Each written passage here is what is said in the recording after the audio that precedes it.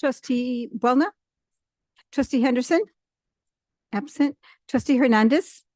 Here. Trustee Hoffman, Here. Trustee Eno, Trustee Vela, absent. Trustee Vettis. Here. Student Trustee Francis. Okay. She's here. Yeah, Deb. Trustee Hoffman will lead us in the flag salute today.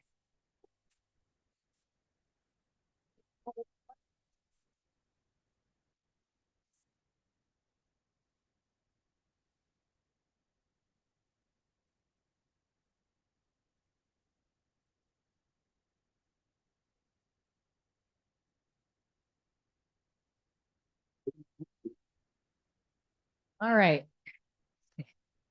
Okay, today the board will adjourn the meeting in memory of Dr. Sandra Cox, Nolan Ortiz, and Christina Guytown.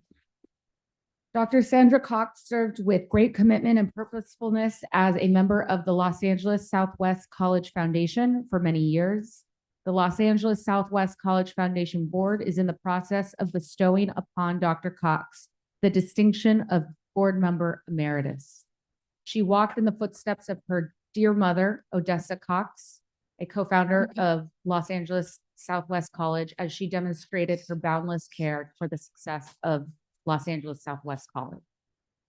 Nolan Ortiz was the Foundation Development Officer for Los Angeles Mission College. For more than a year, he valiantly fought a challenging medical diagnosis and remained dedicated to his family, community, and his work until the very end. Nolan joined the team in December 2025, and while his time formally with Los Angeles Mission College was brief, he made a lasting mark with an impressive career focused on expanding resources and opportunities for students and communities served by our college district. Prior to his time at Mission, Nolan held roles at the Cesar Chavez Foundation, the LA 84 Foundation, and the California Community Foundation, among others. Supported the Los Angeles Mission College Foundation, volunteered alongside students at Habitat for Humanity, built a site in his own Altadena neighborhood, and assisted staff, faculty, and foundation board members with several key projects. Known for his immense kindness, Nolan was a warm, likable, can-do team member. He is survived by his wife and young son. Christina Chris Gayton dedicated more than 42 years of service to East Los Angeles College before retiring in 2011. Chris began her journey at ELAC in 1969 as a student volunteer while taking classes. In 1972, she became a permanent employee and steadily worked her way up, eventually earning the position of cafeteria manager in 1998. A devoted advocate for students, Chris was known for her big heart, motherly care, and contagious smile. Her warmth and generosity left a lasting impact on the countless students and colleagues.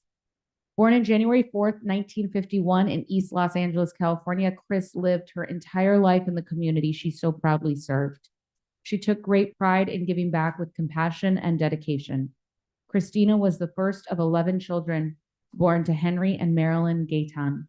She is survived by her 9 siblings and countless nieces and nephews, all of whom will miss her dearly.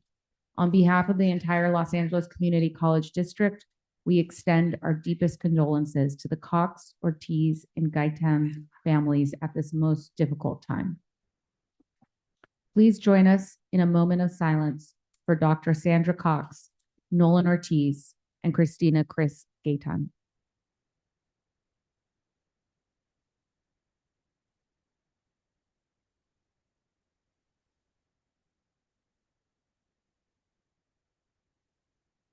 Okay. We are going to move on to public comment. I want to remind folks that the First Amendment and the Brown Act guarantee a member of the public the right to criticize a public employee or public official in the performance of their duties. However, speakers are encouraged to focus their comments on issues relevant to the conduct of the public's business rather than on private or unrelated matters. Speakers are reminded that the Brown Act and the First Amendment do not protect defamatory statements made by which may subject a speaker to personal liability. Are there any members of the public signed up to address the board regarding regular agenda items? No, ma'am. Okay.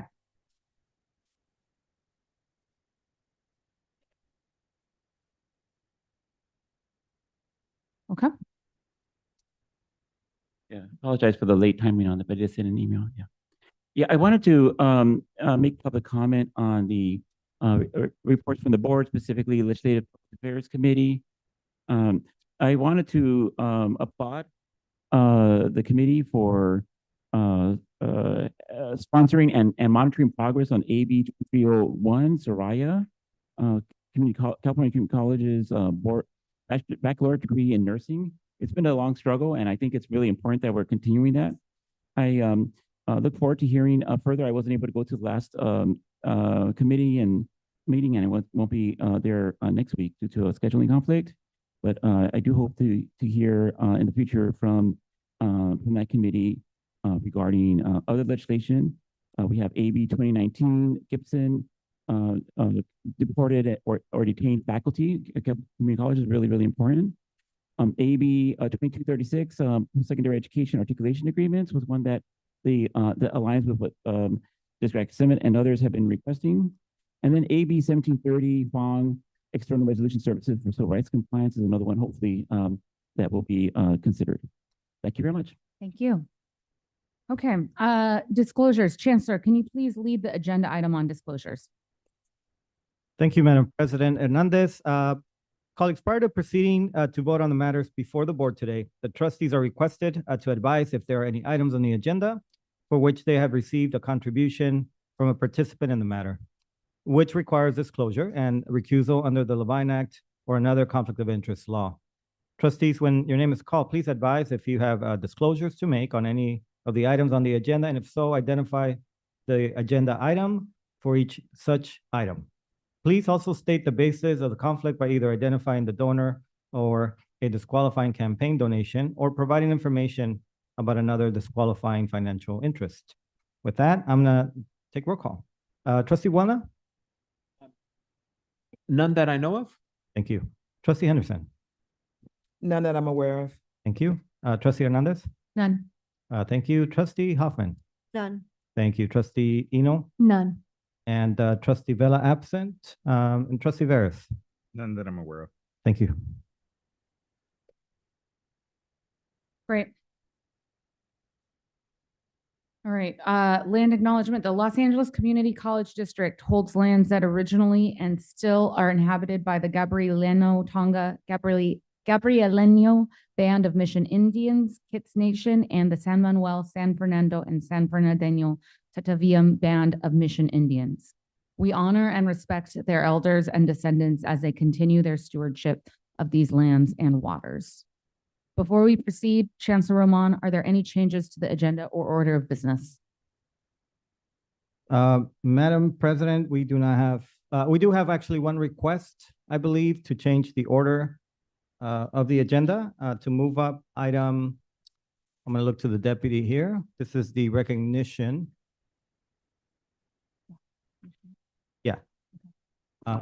Section I. Okay, section I, if we would indulge, please moving that section up. This is a recognition of our students that are here today. So I'd like to propose that we move the item up as the first order of business. Okay, so moved. That will ask for a motion. So moved. Second, okay, moved by Trustee Eno, seconded by Veras. Roll call, please. Student trustee Francis advisory vote. Yes. Trustee Buona? Absent. Trustee Henderson? Yes. Trustee Hernandez? Yes. Trustee Hoffman? Yes. Trustee Eno? Yes. Trustee Vela absent. Trustee Veras? Yes. Thank you. Great. Okay, let's move that up to right now. Thank you so much. Again, Madam President, colleagues, trustees, we're excited today to have a group of students that are here today. But I want to start just by recognizing the importance of our athletic programs across our colleges. We don't often get opportunities to recognize our students and the remarkable achievements that they make in this space. The majority of our students in athletic programs excel very well. They're full-time students. The completion rates of these students are significantly high. And so we value the importance of athletics across our colleges. But again, it's important for us to recognize sometimes some of the milestones that LACCD and the colleges reach. And today, that's the purpose of having some of our students here. Now, I will give honorable mentions to all of our colleges because they're all certainly excelling in athletics, but we have a special recognition at the end of this presentation. So let me start with East Los Angeles College. we're celebrating a milestone for, you might have heard this already, elect student athlete Max Ihana Cho. I don't know if I pronounced that correctly, but he was actually selected as a first round pick to the NFL. That's correct. He will be playing for the Pittsburgh Steelers. This is an amazing contribution.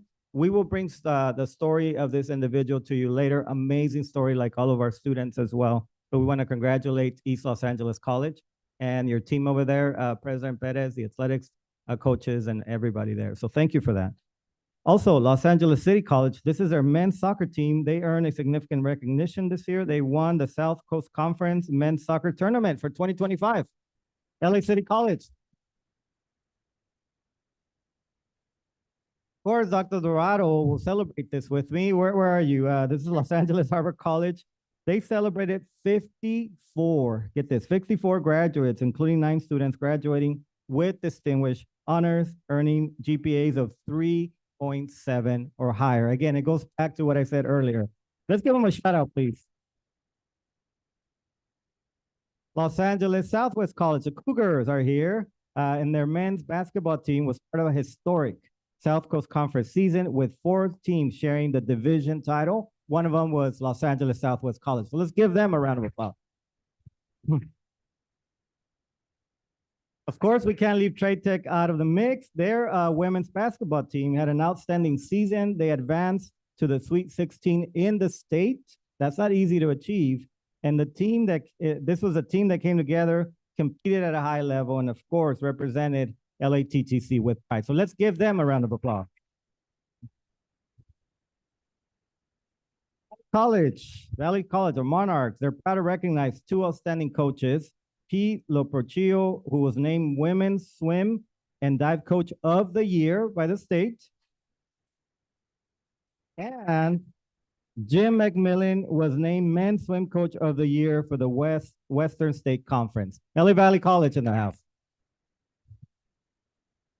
All right, we have 2 more. Pierce College baseball team advanced to the Super Regionals. In addition, Pierce cheer team competed at the National Daytona, earning 4th place nationally in a first place finish in their division among more than 11,000 athletes, finishing just 2 points shy of 3rd place. How about that? Pierce College. And West Los Angeles College. This is a student athlete, Cheyenne Hickman Packinson was named Female Athlete of the Championship at the recent Western State Conference Championship. Quite a remarkable achievement for this particular student in West Los Angeles College. Let's give them also a round of applause. And President Ornelas, if that wasn't enough, let's talk about Mission College. The Los Angeles, is Mission here by the house? In the house? Mission College? All right. So Los Angeles Mission College women's tennis team secured a historic victory by winning the 3C2A state championship for the women's tennis. Round of applause. Come on. That's 10. Please stand. Students, please stand and be recognized.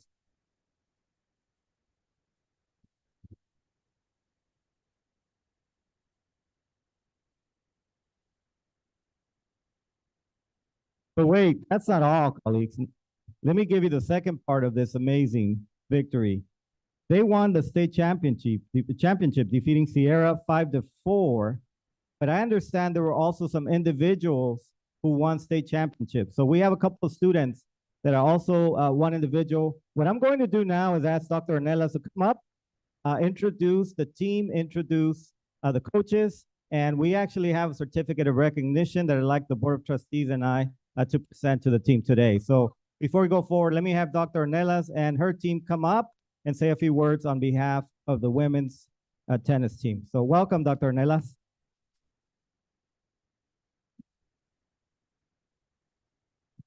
Thank you, Chancellor. Thank you, Board, for giving us this time today. As you can imagine, this is really emotional because this really exemplifies why we do what we do when we see our amazing team win our state championship. and really comes out of a labor of love. Because you all know that our facilities could be a little better, but we've got an amazing team. We've got coaches that care. We've got an athletic director, Steve Rise. Let's give it up for Steve.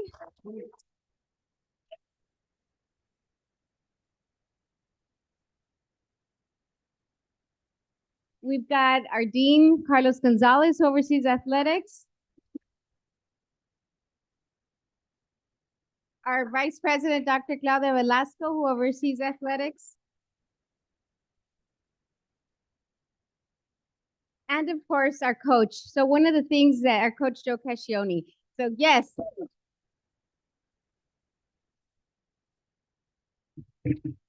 In addition, if it weren't enough to add to the chancellor's remarks, Coach Joe also won Coach of the Year, both at the conference level and the statewide level.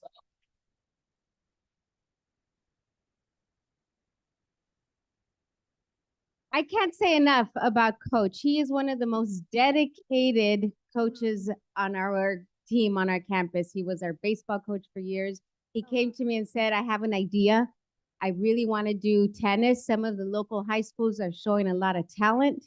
I know we don't have tennis courts, but we can go next door and rent some tennis courts. But the talent is here in the community. We've only had, this is our 5th year of a tennis team. And already Coach took us to the state championship. But I want to hear, I'm going to turn it over to our coach. He's going to share a little bit more about our amazing team and sort of give us some background on how we got here. So Coach, please join.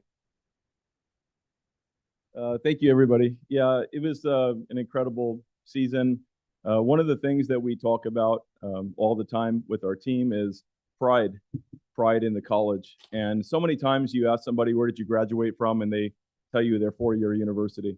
So what we tell our team is you have to have pride in Mission College. You have to have pride in what we're doing here. So 25, 30, 35 years from now, when they say, where did you go to school? Hopefully they say, I went to Mission College first before they say the school that they got their bachelor's degree from. These ladies are resilient. My coaching staff is incredible. For very little money, they come out every day and they work extremely hard. So I want to give a round of applause to my coaching staff. They are unbelievable.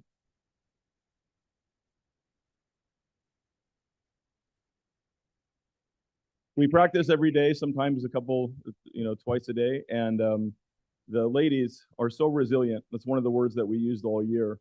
Some of them go to work early in the morning, 4 o'clock in the morning. They don't get off until 11 o'clock, 11:30. They come right to practice. Some of them work double shifts. Some of them work, night shifts.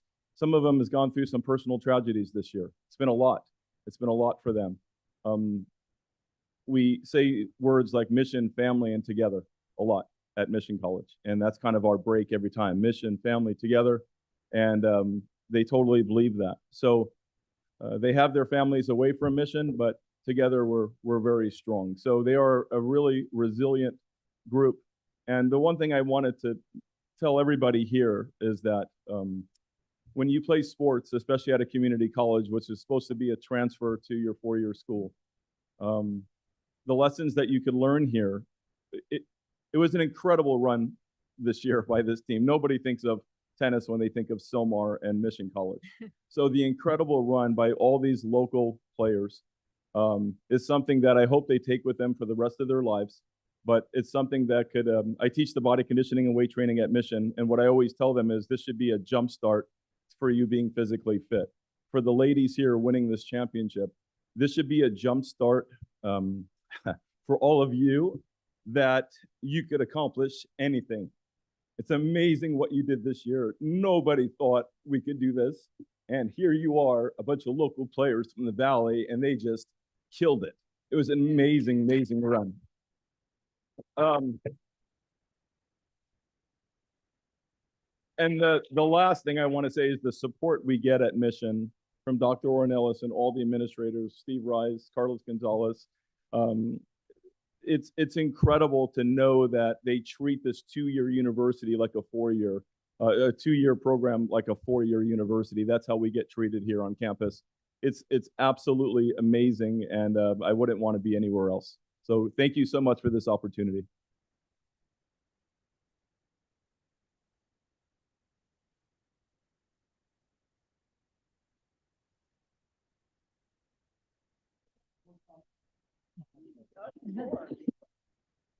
I know. Yeah, exactly. The only thing I want to make is just to kind of lay everything out. So Western State Conference champs, multiple first, second team conference nominees, 3 All-Americans, a doubles team that won the state, coaches of the year. I mean, there's been so much that has gone into the success and being able to honor all of them. So I just wanted to add everything. The last piece, they also won the Ojai Cup, where the state tournament's at the Ojai tournament. And the Ojai Cup is the best overall women's program in the state of California. And that's a really remarkable accomplishment to be able to do all of that. So congratulations. Wow. Want to get started? Yeah. So, Yeah. we get them. Yeah, come up, please. Yeah. You want to give it to them? Yeah, we're gonna give it to them. We'll give it to the coach, but please come up, students. President Ornelas, Vice President. Yeah. Yeah. So if you guys could be on the first and second. You want to come in the middle here, Dr. Fernandez? Yes. And then we'll present it to the president in a minute, but Oh, do we do the picture first? Okay. well, it should have been the other way. They got ahead. Go ahead. Okay, well, we'll present this. Okay, so on behalf of the Los Angeles Community College District Board of Trustees and the Chancellor, we proudly present this certificate to the Los Angeles Mission College Women's Tennis Team. Los Angeles Mission College Women's Tennis Team is hereby recognized for winning the 3C2A State Championship with a 5-4 victory over Sierra College at Ventura College. The team secured the first state championship title in the college's history. Let's give them a round of applause.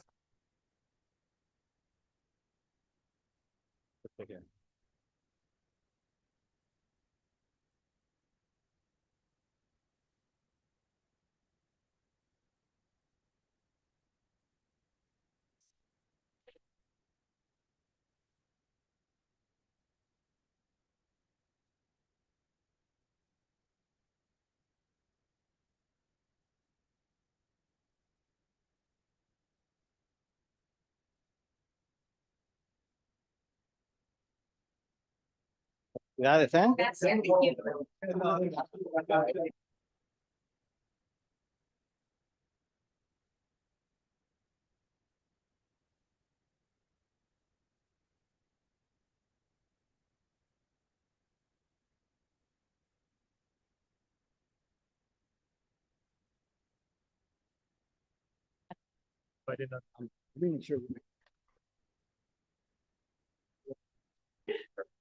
Um,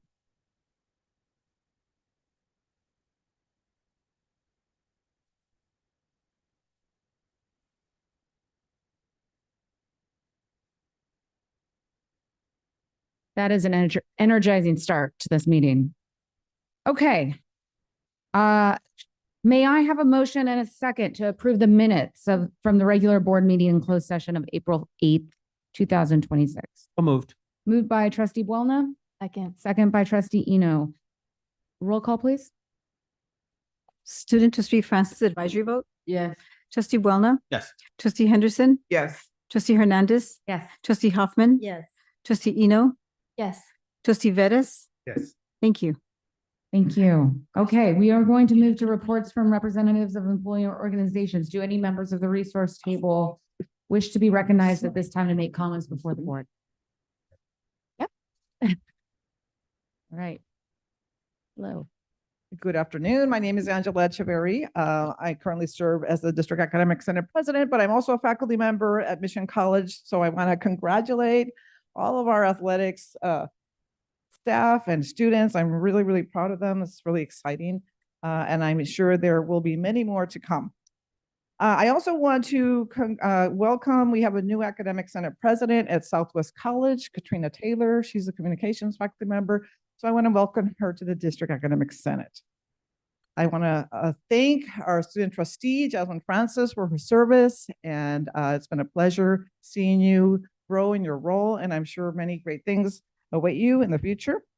And I want to express support for all the board resolutions, in particular on Asian let me see if I get this right, Asian Pacific, Native Hawaiian, and Pacific Islander Heritage Month, Jewish American Heritage Month, and International Holocaust Remembrance, mental health, foster care, National Nurses Week, International Workers, and classified workers. And I hope I got all of them, but a lot of great resolutions recognizing our faculty, our staff, and members of our community.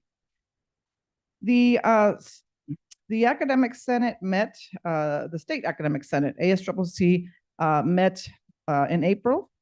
And we had our state plenary, and there were 5 statewide resolutions that were approved coming from the district academic from our district academic senate. And I want to, in particular, highlight the one on gender equity. The one that we came from our district is in support of full implementation of the 2025 Gender Equity Report.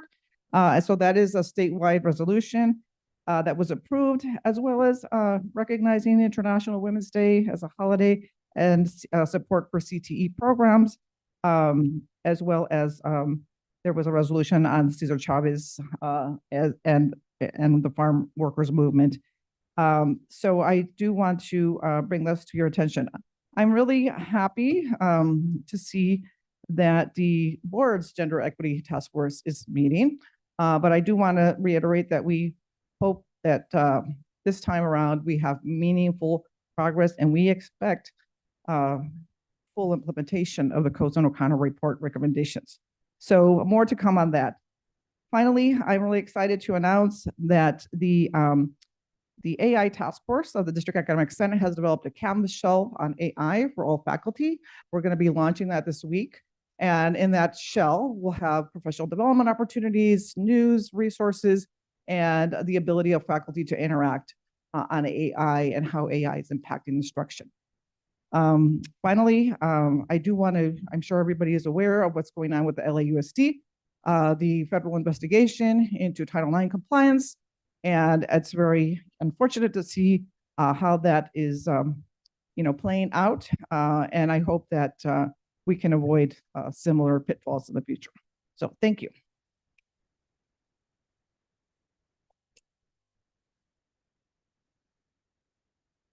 Good afternoon. Good afternoon, Board of Trustees and Chancellor. My name is Chrisan Ozan, representing SEIU Local 99.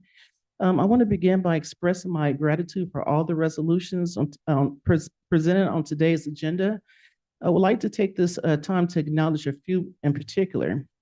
I would first like to thank Dr. Alba Lopez and her team for successfully reaching an agreement on our 2025-2026 wage reopener.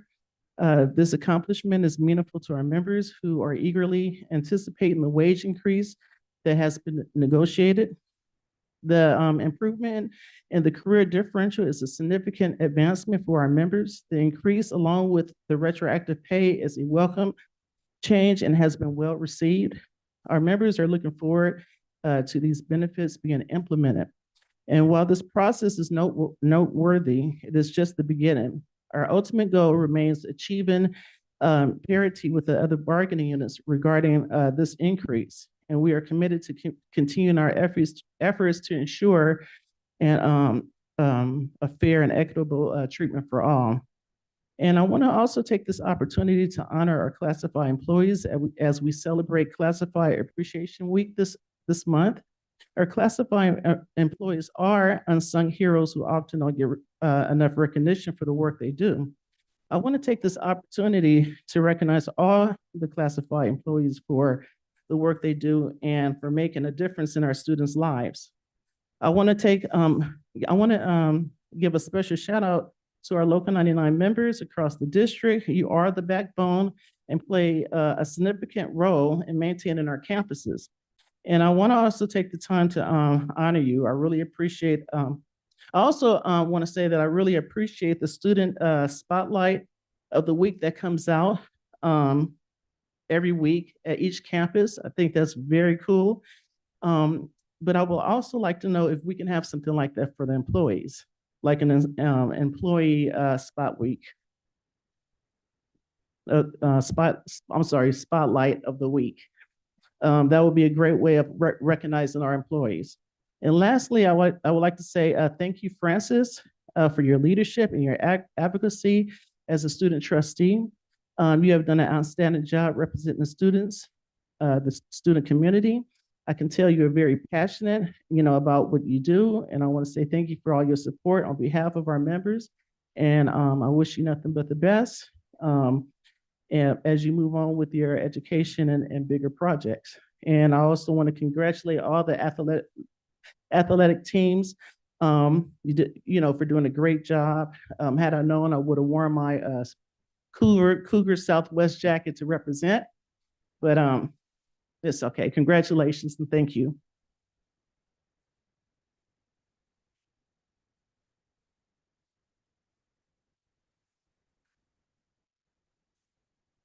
My apologies for not being here earlier. I'm actually upstairs in a committee to choose the candidates for Vice Chancellor. And I'll have to be going back up there for a moment. I want to also take a moment to congratulate the student trustee on moving forward and thanking her for all of her hard work. We really do appreciate you. You came up with the March and March and spoke at the March and March as well, and we thank you for your support there as well. Today, I come to you not just as a president of AFT 1521, but also as a father, a husband, a teacher, a member of my beloved community, and a lifelong advocate for social justice. Last month, I was moved by student trustees' words regarding how reentry students may be experiencing some of our discussion against those accused of sexual harassment. They may question if people are assumed guilty without due process, how do they view me when I've been found guilty of a crime? Does the LACCD believe in second chances? At the core of the social justice movement is the concept of innocent until proven guilty. The reason being that thousands of lynchings of Black men who were tried in the court of public opinion strung up and never got their day in court. But movements evolve, and the bedrock of the modern day social movement is believe her. To address the countless victims of rape, sexual assault, spousal abuse, and sexual harassment that have been called liars and denied justice since the dawn of patriarchy. How do we hold both these principles? We must believe and respect those who report harassment while ensuring no one is presumed guilty without due process. Trustee Steve Veras and former Chancellor Rodriguez recently had their day in court. The judge had decided to proceed with, those cases were dismissed, excuse me. The judge has decided to proceed with other aspects in a jury trial. I hope we can reserve judgment until the case is complete and all parties, including Maribel Medina and the LACCD, have had their day in court. Due process is the cornerstone of unionism. Still, the board must do more to protect victims of sexual harassment. To support this, AFT 1521 added Angel Belden, chapter president of Pierce College, to Trustee Hoffman's Gender Equity to Task Force to uphold due process. Oh, excuse me, to task force. Angel is a principled leader who will champion the rights of all and uphold due process. AFT 21 has faith that the district can and will improve its response to harassment complaints with our participation. I will not judge in the court of public opinion, and I expect the same for any faculty accused. We demand due process. Until the facts are clear, I stand for both believing victims and the presumption of innocence. This board must multitask, pursue justice in harassment cases, and enact policy improvements.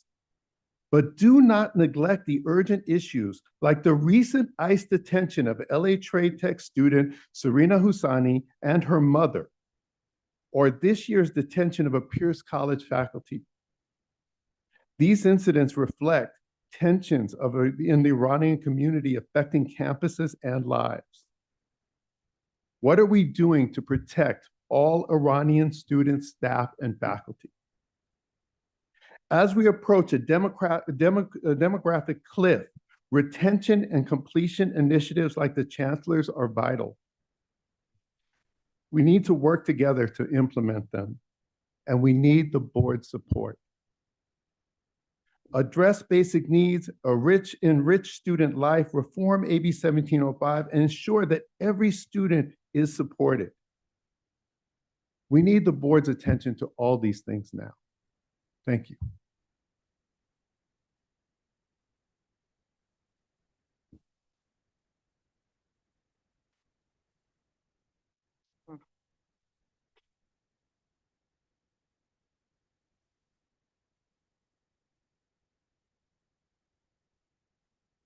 We only let our members who were under 5'8" come today.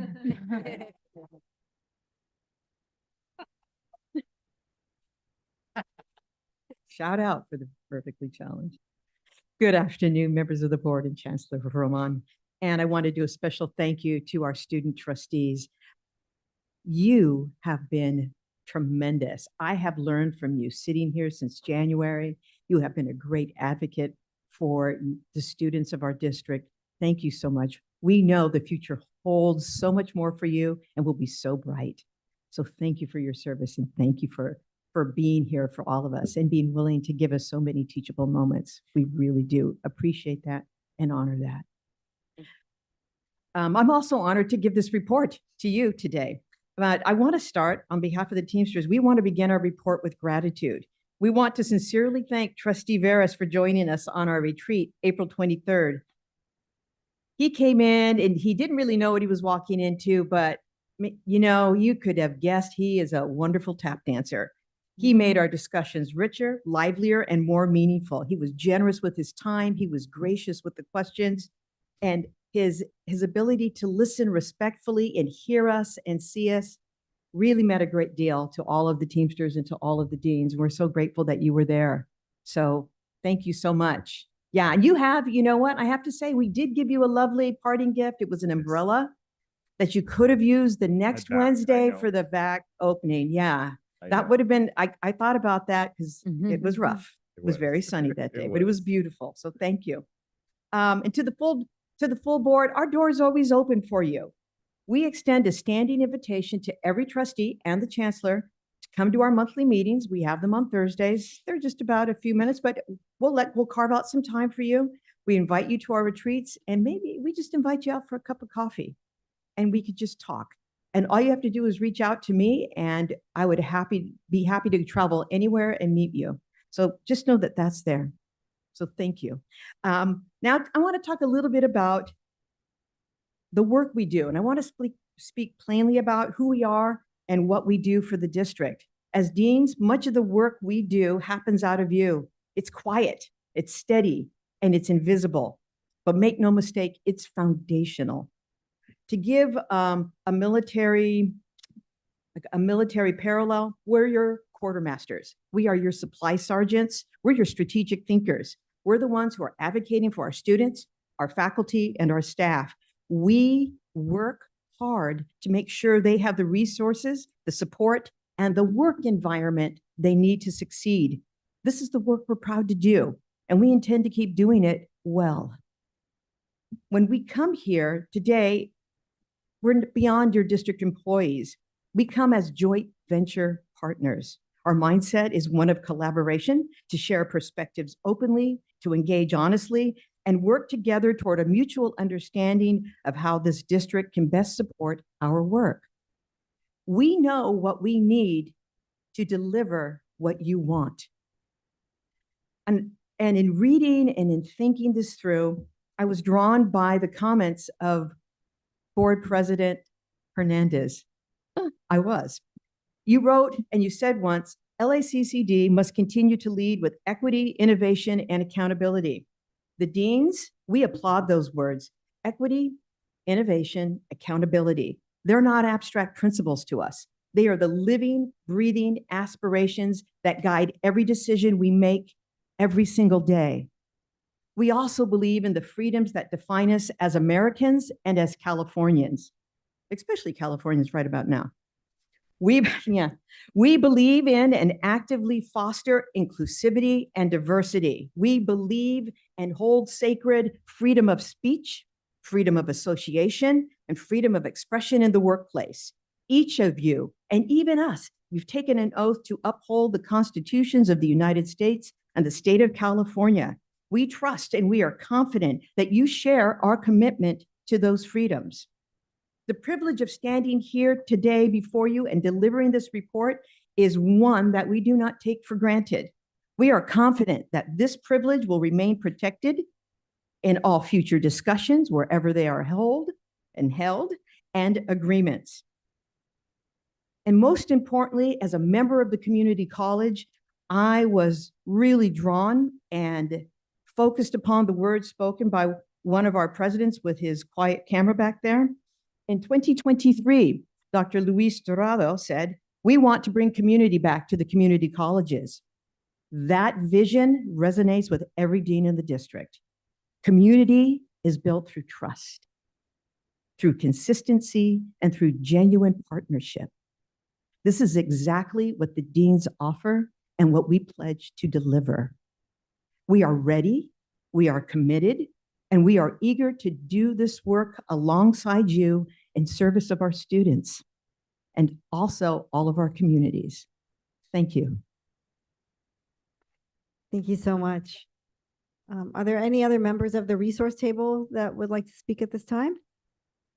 Okay. Trustee Veras, are you ready to summarize the proceedings of the Facilities and Master Planning and Oversight Committee that you chaired on April 15th? Give me a minute. so I Okay. can Pull up the notes. Thank you. Yeah, sure. Trustee Eno? Yes, so I could do the report out for the Institutional Effectiveness and Student Success Committee. So we met on April 15th. A huge thank you to President Perez and AS President Leticia Barajas. They did a wonderful presentation for us on their CTE program review. Their EMT program is doing exceptionally well. And so it was just really cool to see one fraction on how it kind of ties to the district plan, the vision for 2030. And so it was a really good snippet into all of that, and it's doing really well. We also looked at the student-centered funding formula. Our certificates, our automated certificates has increased 8.8% growth. So that's really good. And then we had an enrollment report. So everything is on the up and up, and we're doing really, really, really great work. Our future plans are to do information on the Build LA internship programs, 2.0 on the student-centered funding formula, and then also to make the shout out for Monday, May 18th, we have the statewide in-language educational summit, the third event for that. So we just want to make sure that we are blasting that out to folks, because in-language learning has also given us a huge increase to our enrollment. So that's pretty much it. Thank you, Trustee Eno. Trustee Veras, please summarize the proceedings of the Facilities Master Planning and Oversight Committee. My apologies because the notes are not pulling up. So if you give me. Yep. You know what, I can quickly summarize the proceedings of the Budget and Finance Committee meeting that I chaired on April 15th. We actually didn't have any action items. We had 2 informational items. We looked at the projected ending balances for all locations, the colleges and the ESC, and we had a really robust discussion. All the college presidents were here, and we talked about their plans and how to end the year with balanced budgets. The balances that were updated that we looked at were current balances as of March 31st, 2026. So I'm looking forward to the next Budget and Finance Committee meeting. And I want to thank all of our college presidents for their honest and straightforward discussion, because we talked about some ideas for going into next year. So thank you so much.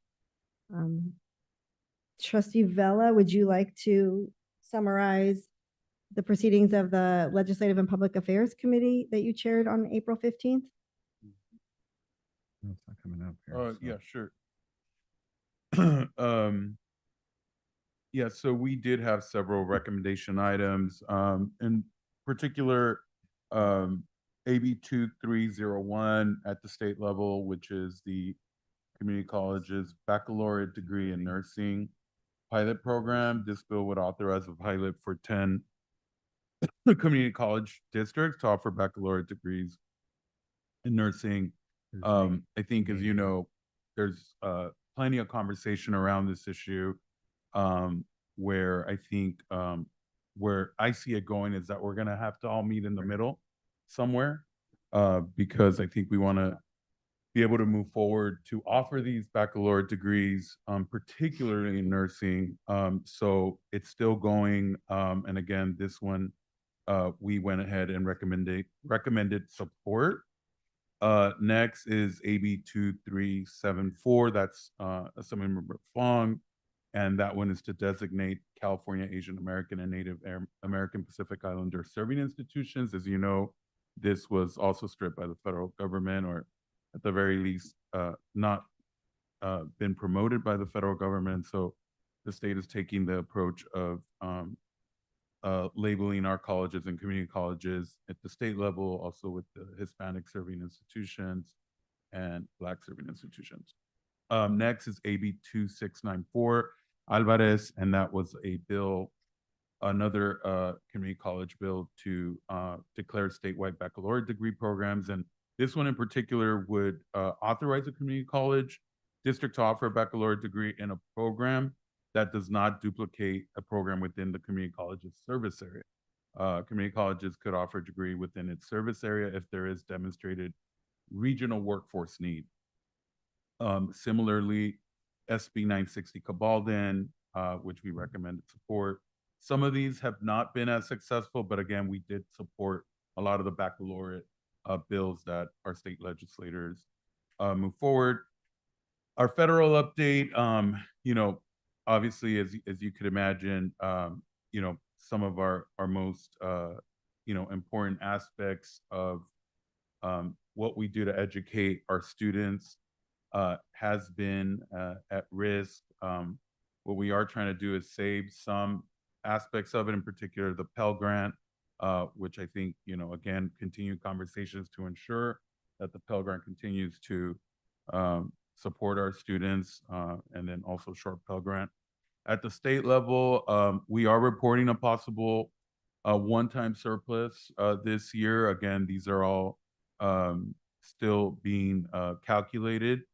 We are awaiting the May revise from the governor, which would tell us a little more at how we're going to be doing this year and how much our community college system throughout the state is going to receive. But I think we should be fine. Various other pieces of legislation, in particular, again, Assemblymember Mike Fong's bill, which would require a separate amount of dollars for workforce investment. And again, block grant money also to supply our basic needs. I think that's another big piece of what we're doing up there. So get to that. At the local level, we're still continuing to participate in conversations with our local economy, with the city, with the county in regards to transportation, ensuring that our students are able to receive transportation. We're also looking into teaming up with, you know, some of the major capital infrastructure that's going on here, and having the trades hire our students, and some of the various big projects that are coming by that are going to happen in Los Angeles. We did get a marketing update from West LA College, which I thought was really great. Thanks to West LA for coming and letting us know of what they're doing out there in outreach. On the government affairs side, we were able to, at the federal level, secure various earmarks. At least that's what, you know, I remember them as, their community project grant funding for each. So some of our colleges, we're lucky enough that recently Senator Alex Padilla did submit money for one of our colleges. So looking forward to that. And then our build program let us know of some of the major milestones. I know some of you heard that we did have a great a recognition to some of our buildings. That's great. And then we discussed the LACCD bills of interest at the federal state level. So yeah, pretty busy out there. Thank you, everyone. Thank you, Trustee Vela. Trustee Veras? Thank you, and I apologize. Took me a minute to get going here. The committee heard two presentations and recommended both of them. The first was a very significant project at Los Angeles Trade Tech College involving the Advanced Transportation and Manufacturing Project. It is a $200 million project with probably one of the largest state contributions to it at $85 million. And so a wonderful project that works in partnership with LA Metro. There's a rail spur that is able to bring CART into the facility and will redefine LA Trade Tech and its automotive instruction and workforce development for many, many years to come. So very exciting project presented to the board there. Next, we heard the presentation at Los Angeles City College. It's Kinesiology South Replacement Project. Went over the schematic design. Another that sort of takes this old notion in our colleges where we had men's and women's gyms that became gyms and dance buildings that are now becoming gyms that everyone is open to and welcome to. And so the improvement of the kinesiology space, it's a project that's slated at about $50 million with an additional $16.3 million come from the state of California. We also had a discussion in closed session with some matters that will come to the board at a later time. So that's it. Thank you. Is Trustee Walna sitting there? No? Okay. I will summarize the Gender Equity Task Force meetings. We've had 2 Gender Equity Task Force meetings in short order. We had one on April 13th, and we had our second one on May 4th. I want to thank President Hernandez for appointing me to chair this very important committee. And I actually was going to acknowledge President McKeever for his very thoughtful comments earlier today. Basically, our first meeting was sort of getting to know the committee members and outlining the charge. We met over Zoom. Our second meeting was also on Zoom. And basically, the task force is going to strengthen district systems and policies related to gender equity, review and implement the recommendations from the Cozen O'Connor report. And our second meeting spent a lot of time going over what has been done so far to address those recommendations. We recognize that we need to really take a deeper dive into the recommendations and the remedy for those recommendations. There have been a good number of administrative policies and board policies, administrative procedures and board policies that are being rewritten. And so we're going to, at our next meeting, take a deep dive into looking at what those are and read through them. And really important that we monitor legislative and regulatory changes that are impacting LACCD, because there will be some changes coming from the state. I served on a statewide gender equity task force where we issued a report that actually is leading to some significant legislation that will help our system. Our next meeting and probably future meetings will be in person. Everybody is welcome to attend. It's really hard to dig deep and have like serious conversations and look at material and invite guest speakers when it's on Zoom, although Zoom is easier in terms of having to travel downtown. But I think the rest of our meetings, so that we can actually have meaningful work that leads to change in our policies, will be in person. I do want to thank all of the committee members and the constituency groups who have appointed committee members. I'm really proud and honored to be able to chair this important committee. And thank you. I thanked you before I saw you sitting there. Thank you, President Hernandez. And I think we're now on student trustee.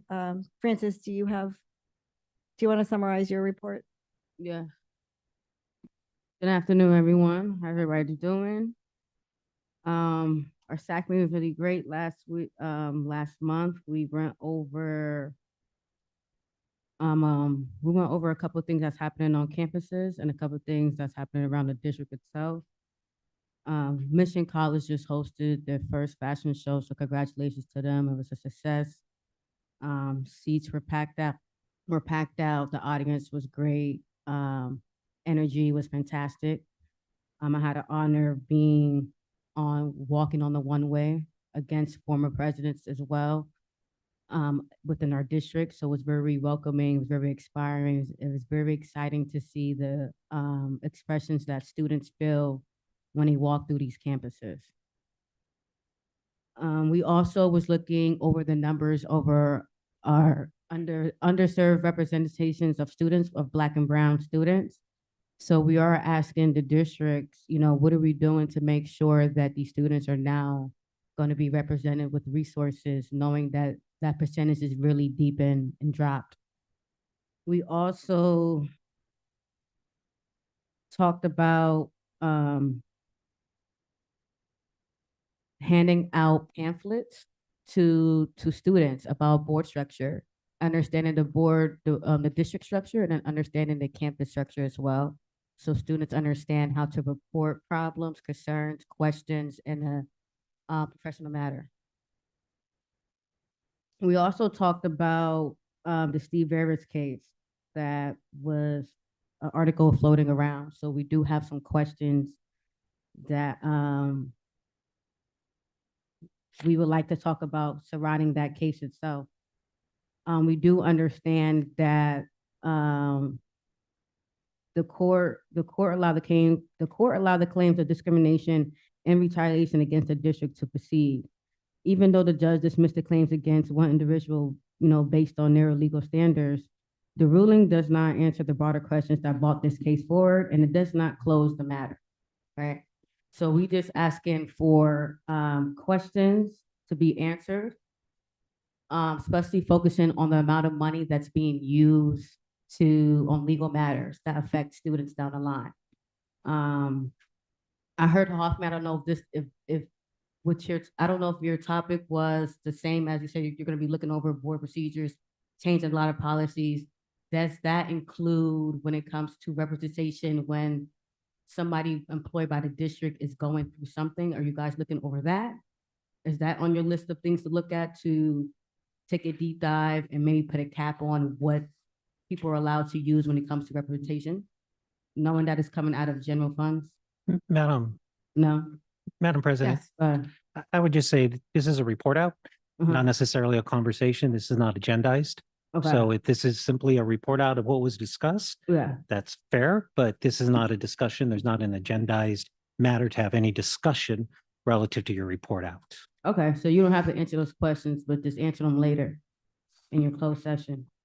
So a couple of questions that we do got that we do want answered somewhere later down the line is accountability and governance question. So what specific steps is the district taking to ensure timely and impartial investigations when allegations involve senior leadership?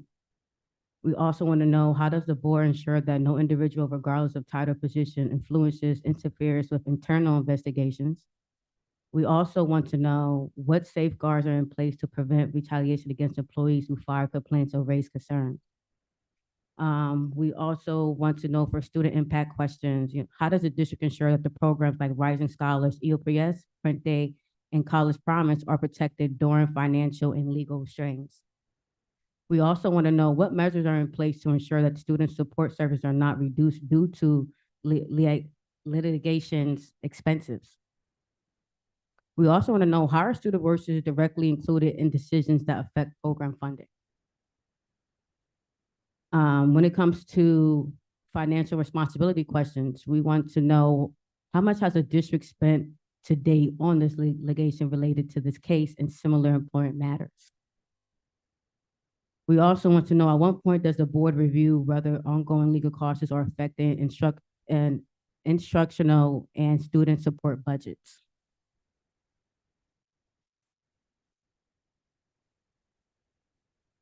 And these are some of the questions that has to do with direct but professional closing questions. At what point does the board determine that enough is being done to ensure accountability and transparency? What does the board define as acceptable governance in situations like this? And how are we assuring that students, not into traditional politics, remain priority in every decision being made? Another question, this is from a poll that we did too. We had a survey go out. We do understand that the survey did get shut down. Can I just ask a point of clarification? Again, I just want to make sure this is a report out of the committee. Correct. If this is what was discussed at the committee, that's completely fair. If in fact you have questions that you want to submit, that is also fair. I just want to make sure that we do a report Mr. out on the Guerrero, she committee. started out saying that this was discussions at the meeting. These are the questions that came up at the meeting. And I just want to clarify if that is actually the case, and that's completely fine. Now we're talking about reporting out a poll. I don't know if that was discussed. I just want to make sure again that we're very clear. This is agendized report out of what occurred at a meeting. If there are other questions that any trustee has, they can obviously submit those separately. Yes, so I'm gonna continue. So, like I said, we sent out a survey in the beginning that did get shut down by the district because we did utilize district resources to prevent that survey coming out. So we did continue the survey without using district anything, nothing that's from the district. We restated the survey out to the students without using anything regarding the district at all. And we put a disclaimer on our survey, letting them know this has nothing to do with the district. This is all about students' concerns, questions, transparency. So with those questions on that as well, what they're asking is, lost my train of thought. How does the board evaluate whether its internal culture encourages reporting of the misconduct without fear of retaliation? And then what accountability measures exist for trustees themselves when concerns are raised about conduct?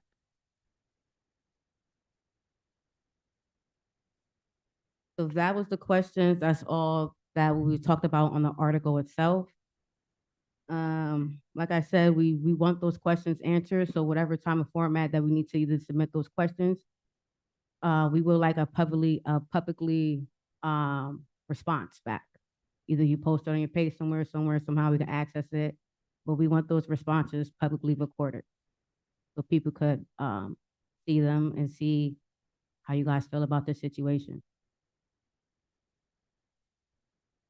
Also, during our meeting, we also discussed student enrollment within the student government itself. We're starting out strong in the years of elections and enrollment on the government itself, but towards the end of the year, it doesn't stand strong. A lot of people drop. So we're asking for recommendations that you guys might have for us to keep students involved, keep students motivated. Any recommendation that you guys have for us to pass along to students to make them understand that, finish strong and don't quit.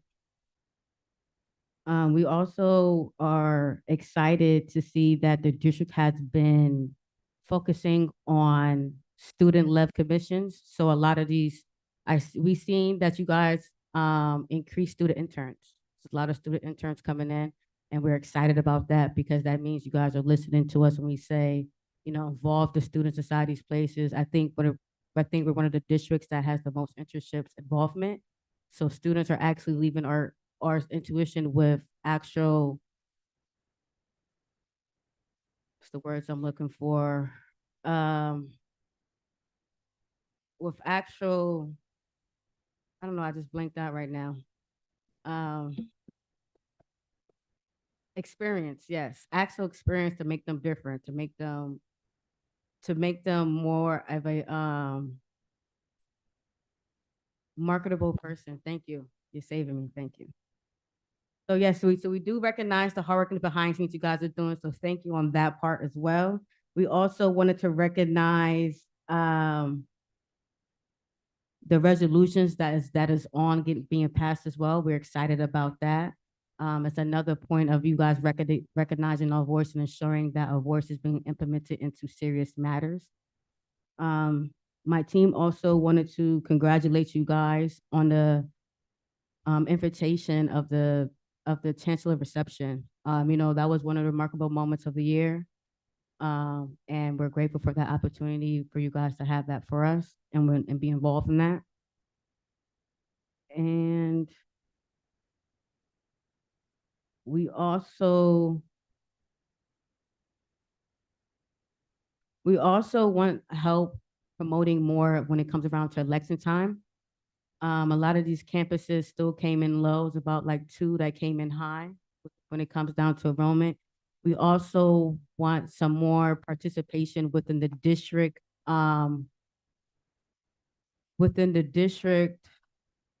promotion. We understand that like a lot of the campuses is on their own with promoting, but we think the district should have a huge hand in help of being the promotions with being that we are the face of the 9 campuses. I do want to comment on Chris' comment earlier about how you guys are uploading students of the week. I think that's fantastic. And I also agree with her comment as well of adding employees on there as well. I think that's fantastic. I think it's a great recommendation. But I also want to see more of the district promoting each campus itself when it comes down to like welcome week, enrollment week. Our enrollment will really skyrocket if students or community understand why they're enrolling into our district, right? It's cute and all to see the chancellor on the front page, but that's not why we're enrolling. So I think we need to focus more on the ground within our colleges when it comes to promoting what our campus brings and what we stand for when it comes to students. And I would also like to see you guys more participant on these campuses as well. I'm not disregarding your work that you do, all that you do coming, but I would like to see you guys more at the more meaningful things that mean something to students, which is like Welcome Week, Club Rush, Mental Health Day, get to know them. Thank you. That concludes my report. Thank you. Okay, we're going to move on to board travel ratification. May I have a motion and a second on item F2? Move to approve. Okay, a motion moved by trustee Hoffman. A second. Seconded by trustee Eno. Roll call, please. Student trustee Francis advisory vote. Yes. Trustee Bronner. Trustee Henderson. Yes. Trustee Hernandez. Trustee Hoffman. Yes. Trustee Eno. Yes. Trustee Vella. Trustee Veras. Yes. Thank you. Okay, so with that, we are going to move on to resolutions. And the first one is the special recognition. We'd like to recognize trustee Francis, who has really embodied advocacy on this board. And I think I speak for a lot of my colleagues who are we're just such a pleasure to work with you this year. And we want to make sure to honor you. Served as a very strong, consistent voice. You know what I think personally, your advocacy on behalf of your students and your presidents is really refreshing. And so I want to just take this moment, and I know Chancellor, you might have a few words as well to say about this, and we have a presentation for you. And I think we also have a very short reception that we want to do very quickly after we do the recognition. So I'm going to turn it over to Chancellor and then give some opportunity for our colleagues on the board just to make a few comments. And I'll be short. It's truly an honor to recognize you, student trustee Francis. I got to work with you and be at several meetings, and you have a kind heart. You are somebody that really cares about students. Being a student yourself, learning about your story really impacted me. Because I learned about really your story, I think resonates with many, I would say thousands of our students, and the amazing resilience that you have is commendable. But more importantly, I will always remember this. You reminded us to never leave the student voice out of any discussion, always. And so I think you were just a tremendous leader and advocate for the entire 210,000 students that we represent. I am impressed by your leadership. You will be missed on this board. But I know we will continue as we do to track your progress. You have a bright future ahead of you, and we were just honored and privileged to have you on the dais with us. Congratulations, and thank you so much. And anytime I said you need a letter of recommendation, holler at me. I'm here for you. So thank you so much for your leadership. I appreciate you. Thank you. Thank you.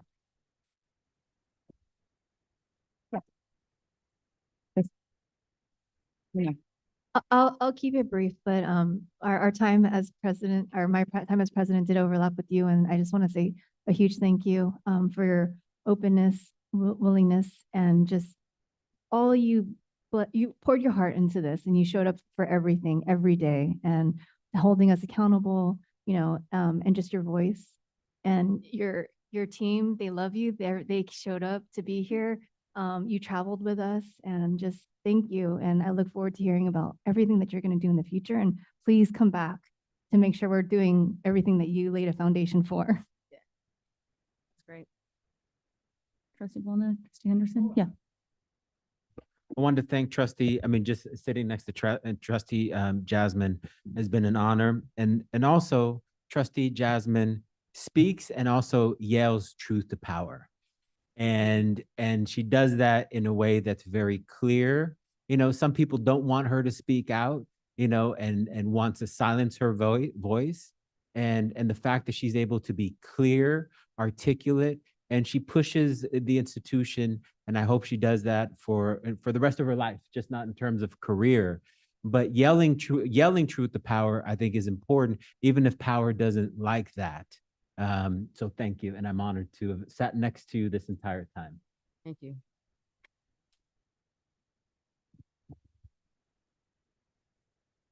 Jasmine Francis, I am so proud of you. You have been exactly what this district needs in terms of a student representative. I think by far your guts, your grit, just willing to step forward. Jasmine has been probably since I've been on the board, the only trustee that's been able to get the support of pretty much all 9 of the ASO presidents. And we have a representative right here at the door. That is huge because we deal with students that have schedules and lives. And for this student trustee to be able to work with 9 different people with 9 different lives, things, because lives. And to be able to bring people together to have conversations that are meaningful and feel heard and feel valued and really get involved is just really huge. And this is just an incredible human being. I hope that all of our college presidents, you're probably tired of her, have had an opportunity to take in the opportunity to really get to know this young lady, because she really does walk her talk. And, you know, people may not want to hear what she has to say, but what she has to say needs to be heard. And so I just want to say thank you to her for stepping up and for being a leader. And I see everything that you do outside of this district that impacts students in this district. And your future is just, to say it's bright is an understatement. So thank you for giving us the privilege of working with you, but thank you for everything that you do. Thank you.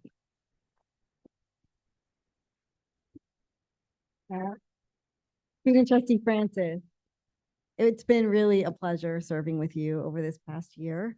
But my fondest time, and I know you know, it's probably one of your favorite times too, was when you traveled with us to Washington, D.C. to do advocacy. But at the same time, I was running for the board seat with ACCT, which was a little bit grueling and very competitive. But when I won that seat and I actually got sworn in, you were there. And you actually got up and introduced yourself, which was fabulous. And you call me Hoffman. I missed that. Many years ago, I had a dean. He was the only other person that called me Hoffman, and he used to yell it the same way you do. Hey, Hoffman, or Hoffman. So you're the second person to refer to me as Hoffman. And I'm really going to miss your presence on this board. And it was great having you advocate with us in DC. I felt supported, really supported.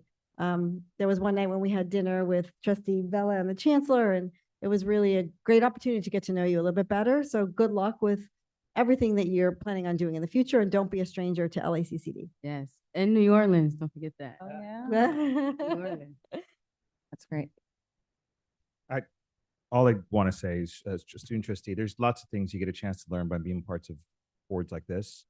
You know, when I first got here, I love to give everybody the benefit of the doubt at all times. I want to see the best in all people. Sometimes that doesn't always happen.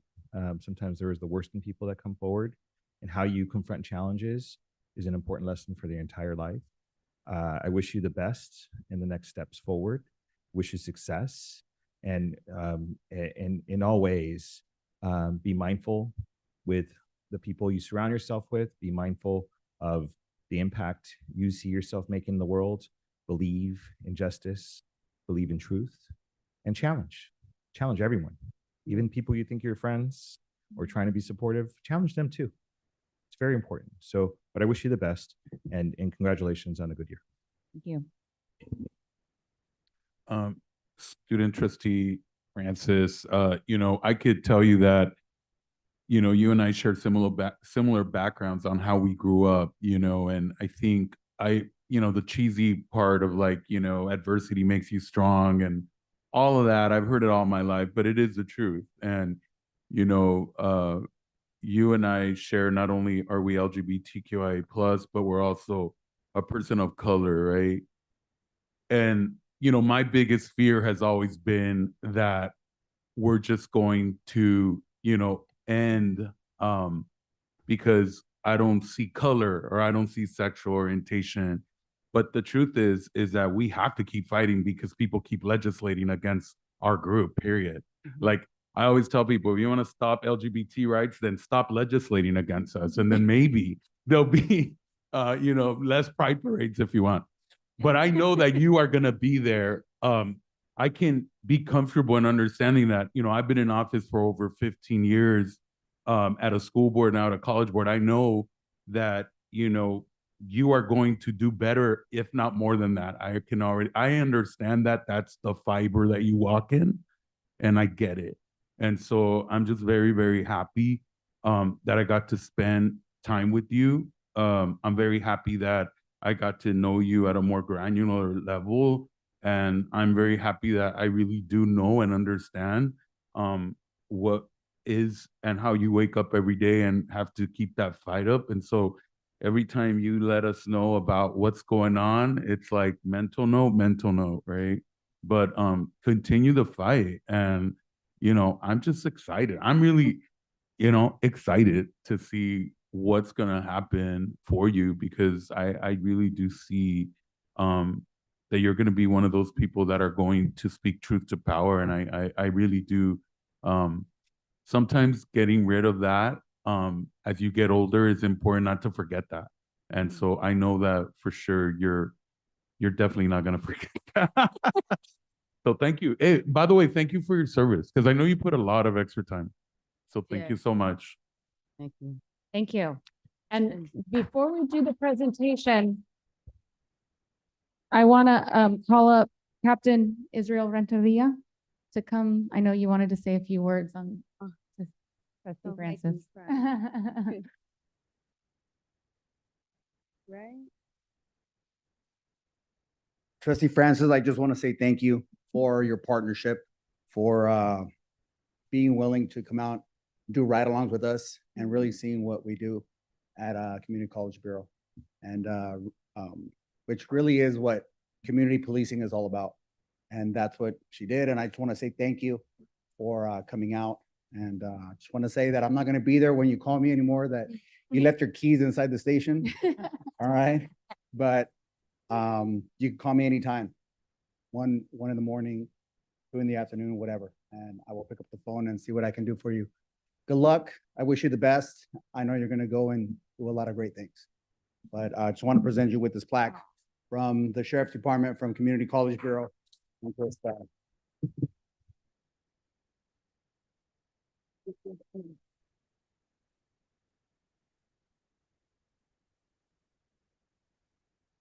Oh, yeah. Yes, yes, yes. Well, you know what? While you're up there, should we also do we'll do the presentation of the, oh yeah, Yeah. and then we'll do it.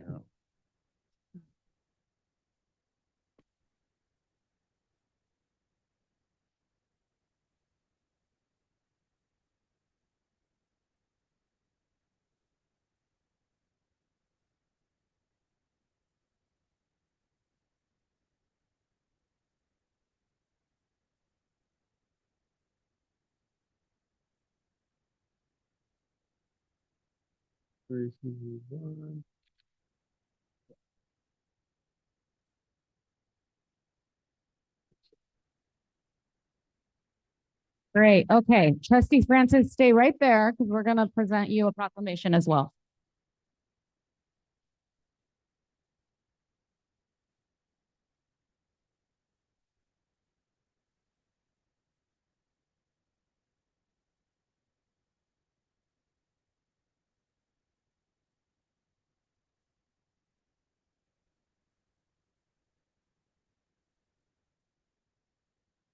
We're gonna do photo first. Madam President.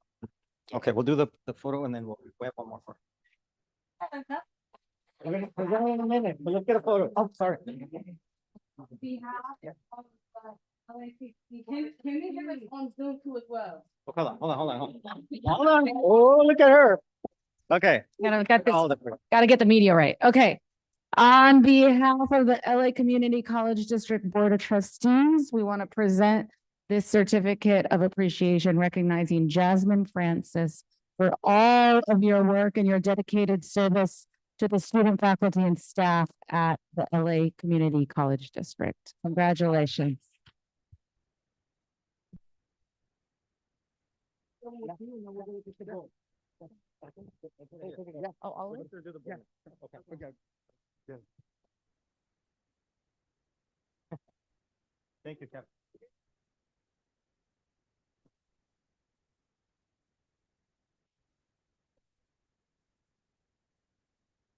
All right. You want to announce that we're gonna adjourn? So right now you want to do a quick closing? Okay, and then we're gonna do a quick little reception. We got some cupcakes upstairs. So much.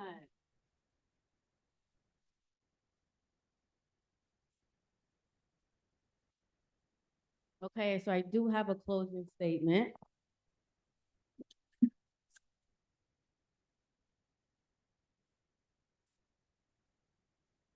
Dear members of the Board of Trustees, I am deeply honored and sincerely grateful to receive a resolution appreciation recognizing my service as student trustee for the 2025-2026 academic year. Serving on the Board of Trustees of Los Angeles Community College District has been more than the most meaningful experiences of my academic and professional journey. I am proud to have the opportunity to represent the voices, concerns, and the aspirations of our students, and to work alongside each of you in advancing policies and initiatives that support their success. I extend my appreciation to Trustee Hernandez Hoffman Vedez for presenting this resolution and the entire board for your leadership, guidance, and commitment to our students. I'm also grateful for the Student Affairs Committee, student leaders across our 9 colleges and the many campuses, communities who continuously inspired and informed my work. Throughout my tenure, I remain committed to advocating for student basic needs, mental health resources, and equitable access to opportunities such as College Promise, Rising Scholars, Emoja, EOPS, and Print Day. These programs play a crucial role in supporting impacting students and ensuring pathways to success across our district. This recognition is not only a reflection of my work, but is a collective effort of students and leaders across the district who continue to push for meaningful change. I will carry these experiences forward as I continue my journey in public service and advocacy. I also want to give a special shout out to Chancellor Ramon for giving me a letter of recommendation. I appreciate everything that you have done for me, and I also appreciate if you have done for the board as well. With this journey, it inspired me to open up a nonprofit called Civic Leadership Engagement. It's going to be focusing on students' involvement, being inside doors that I had an opportunity to be in. I also recently just got elected to be on the Black Los Angeles Lux Democrat as the parliamentarian. So I'm very grateful for that opportunity as well to serve. Thank you again for this recognition and for this opportunity to serve. Respectfully, Jasmine Francis.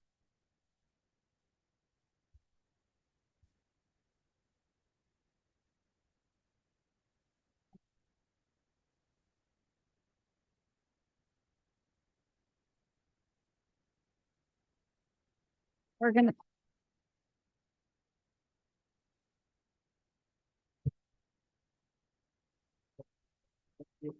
Okay, we're gonna take just a quick break. We got some cupcakes out in the lobby. Let's do 5 minutes. 5 minutes will probably be 10 minutes. So, okay, 5 minutes.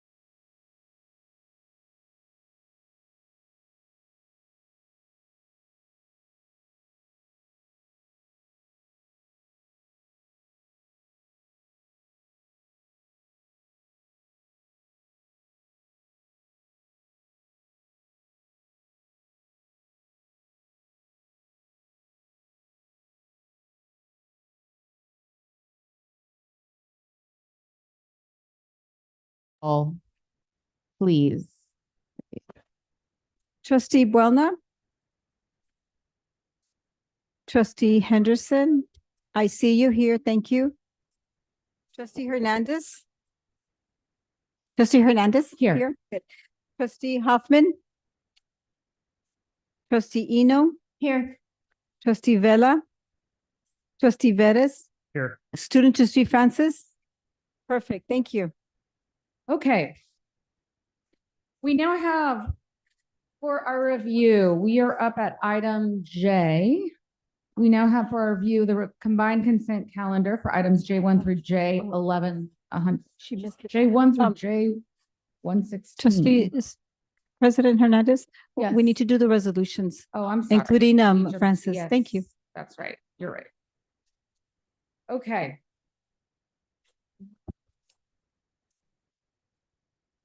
All right. May I have a motion and a second on item G1? So moved. Moved by trustee Eno. I'll second. Roll call, please. Student trustee Francis advisory vote. Trustee Boulna. Absent. Trustee Hernandez. Yes. Trustee Henderson. Trustee Hoffman. Yes. Trustee Eno. Yes. Trustee Vella. Absent. Trustee Vettis. Yes. Thank you. Great. We now have a resolution on reaffirming the role of the student trustee. May I have a motion and a second on item G2? So moved. Moved by trustee Eno, Second. second by trustee Hoffman. Roll call, please. Student trustee Francis advisory vote. Yes. Trustee Boulna. Absent. Oh, thank you. Trustee Henderson. Yes. Trustee Hernandez. Yes. Trustee Hoffman. Yes. Trustee Eno. Yes. Trustee Vella. Trustee Vettis. Yes. Okay, we've got a lot of these, so buckle up. Honoring Asian American, Native Hawaiian Pacific Island Heritage Month. May I have a motion and a second on item G3? So moved. Second. Moved by trustee Eno, seconded by trustee Boulna. Roll call, please. Student trustee Francis advisory vote. Yes. Trustee Boulna. Yes. Trustee Henderson. Yes. Trustee Hernandez. Yes. Trustee Hoffman. Yes. Trustee Eno. Yes. Trustee Vella. Yes. Trustee Vettis. Yes. Great. We have a resolution on commemorating Jewish American Heritage Month, Holocaust and Heroes Remembrance. So moved. Second. Can I move to approve? Yes. Okay. Thank you. Moved by trustee Hoffman, seconded by trustee Boulna. Roll call, please. Student trustee Francis advisory vote. Yes. Trustee Boulna. Yes. Trustee Henderson. Yes. Trustee Hernandez. Yes. Trustee Hoffman. Yes. Trustee Eno. Yes. Trustee Vella. Yes. Trustee Vettis. Yes. Recognizing Mental Health Awareness Month. May I have a motion and second on item G5? So moved. Moved by trustee Eno, Second. seconded by trustee Vella. Roll call, please. Student trustee Francis advisory vote. Yes. Trustee Boulna. Yes. Trustee Henderson. Yes. Trustee Hernandez. Yes. Trustee Hoffman. Yes. Trustee Eno. Yes. Trustee Vella. Yes. Trustee Vettis. Yes. Recognizing National Foster Care Month. May I have a motion and a second on Move to item approve. G6? Motion made by trustee Hoffman, second by trustee Eno. Roll call, please. Student trustee Francis advisory vote. Yes. Trustee Boulna. Yes. Trustee Henderson. Yes. Trustee Hernandez. Yes. Trustee Hoffman. Yes. Trustee Eno. Yes. Trustee Villa. Yes. Trustee Vettis. Yes. Honoring National Nurses Week. May I have a motion and a second on item G7? So moved. Moved by trustee Boulna.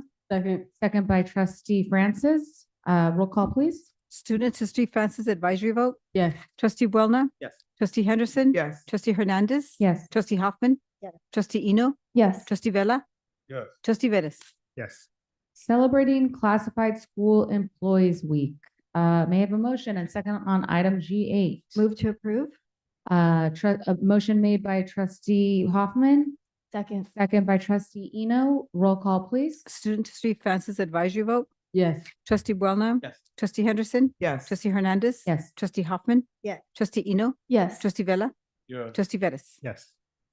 International Workers' Day, May 1st. May I have a motion and second on item G9? So moved. Moved by trustee Eno. Second by trustee Francis. Roll call, please. Student trustee Francis advisory vote. Yes. Trustee Boulna. Yes. Trustee Henderson. Yes. Trustee Hernandez.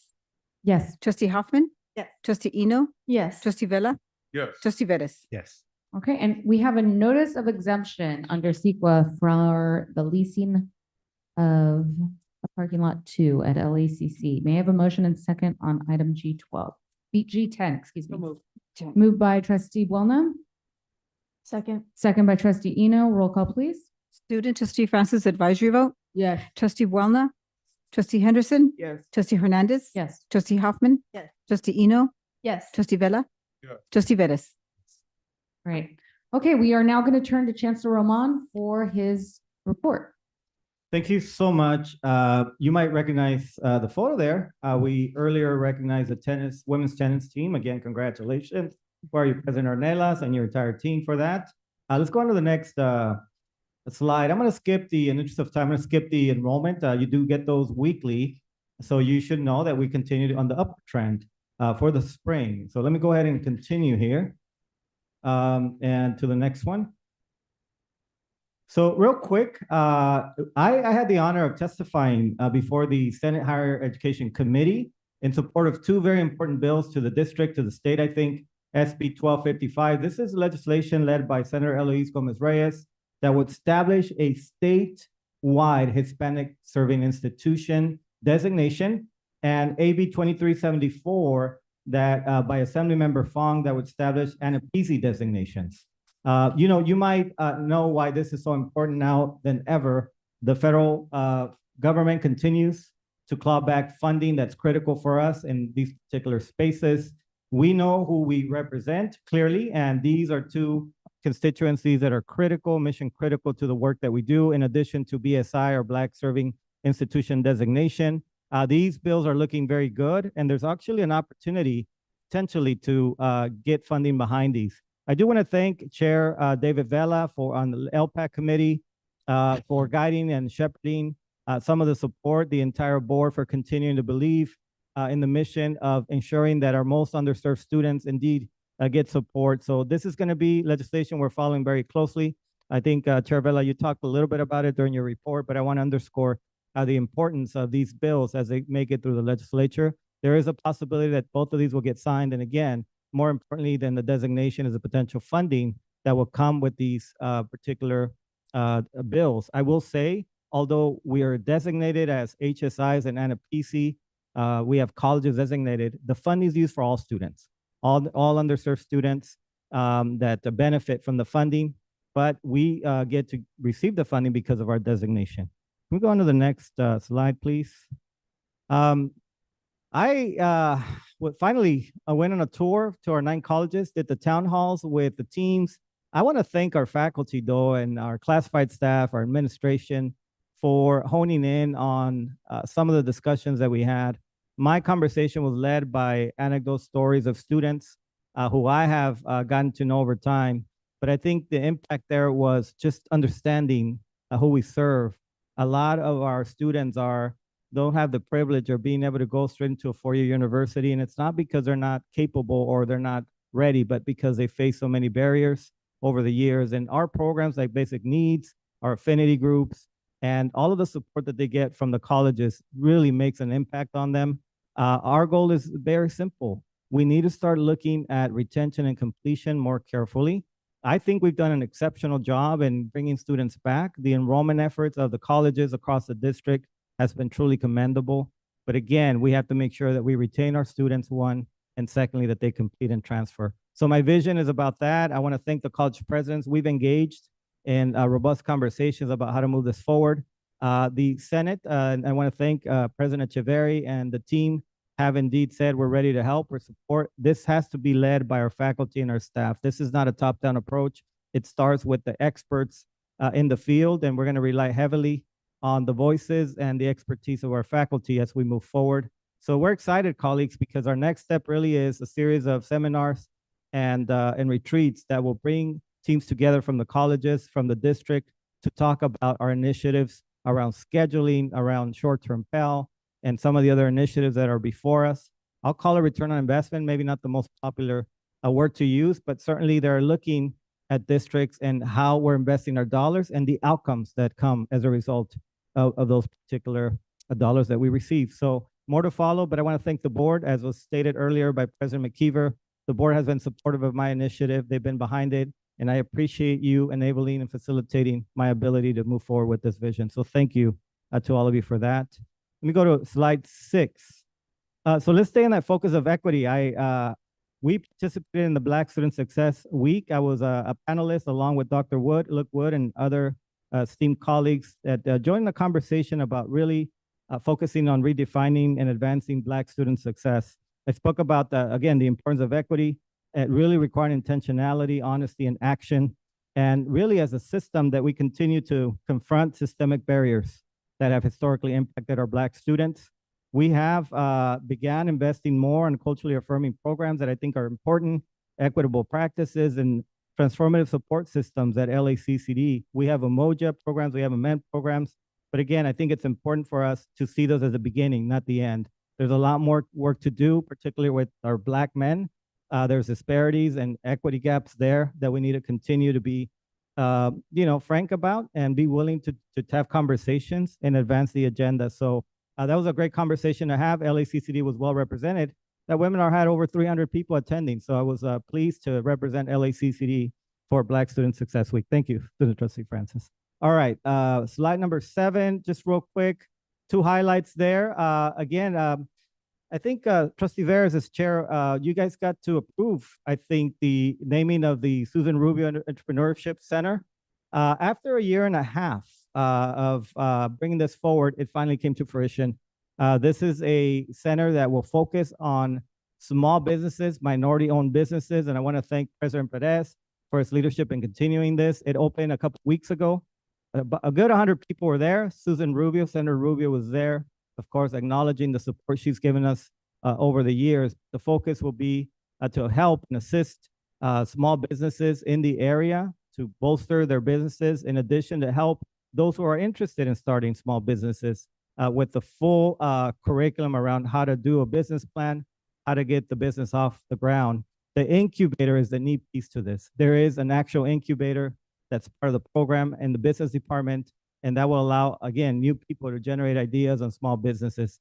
70% or more of the businesses in Los Angeles are small businesses, and they were decimated during the pandemic. A lot of people rely heavily on small businesses, lost them during the pandemic. So this is an opportunity to revitalize our community, revitalize our economy, starting locally here. So we're excited about the Susan Rubio Entrepreneurship Center. And again, congratulations to ELAC and to President Perez. Habitat for Humanity, my goodness, this was such a great event. We went back to the same home that we started building about 2 months ago. And guess what? It's 3/4 of the way done. But there's a different spin to this visit that we had, in that we actually focused in this on all women. So all the students from Trade Tech, where's Dr. McCorders? Let me give you a shout out. Where are you at? Raise your hand. I can see. Oh, there you are. The women from Trade Tech College showed up, and look, 18% of all of our students in the trades are women. So there's clearly an underrepresentation. They were there with a focus on getting them connected to partnerships, getting them connected to potential jobs, and of course, for a greater cost to help with the Altadena fire. So that was an exciting opportunity there. We're going to continue to connect our Trade Tech students to opportunities like these, because beyond, again, helping the cause is the connection potentially to jobs. The last thing I'll say here is, every time we've gone, the supervisors who are on site are former Trade Tech students that came out of Dr. McCorders' program. So they're now in positions supervising, earning livable wages. Again, full circle, that shows the value of the programs we have at Los Angeles Trade Tech College. So let's go ahead and continue here. I'm gonna go quickly. I know we're out of time. And excited about this, right? Last week, the long-standing, long-anticipated opening of the VAC building. I know President Gribbons, you're excited to open up this, I'm gonna say, one-of-a-kind building in the region. I wanna thank Board President Hernandez, Vice President Hoffman, Second Vice President Veres, and Trustee Buelna, Gabriel Buelna. They were all there, as you can see from the photo, celebrating this great opening of a wonderful building that will bring partnerships and new opportunities for Valley to engage in all these various areas around cinema and so forth. And I was very touched, by the way, by Trustee Hoffman's story as a former Valley student coming full circle. Thank you so much for that testimony. I think that's the story of thousands of students that come through Valley and others. So I appreciate you sharing that. I think it really resonated with the crowd. But again, President Grivens, thank you, and the board. I think a lot of you that have been on the board have shepherded this project. It's been long overdue, but here we are. And so I'm happy and excited for our students of Los Angeles Valley College as we open the doors.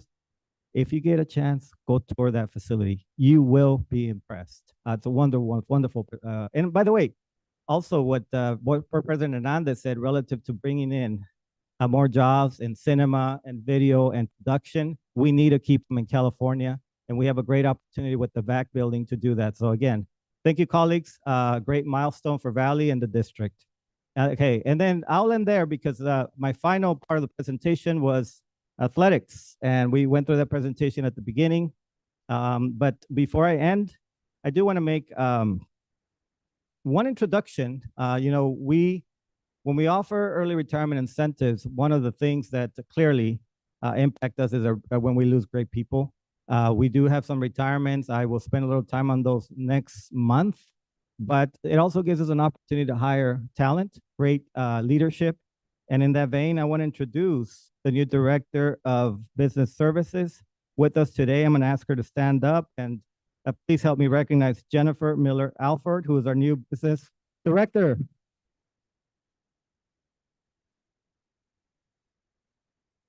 Jennifer, thank you so much for being here. Just so you know, over 20 years of public sector experience, spanning from local government to higher education, strong track record of leading major institutional initiatives, including construction bonds, technology, optimization efforts, and a full ERP implementation, which is so germane and timely for us.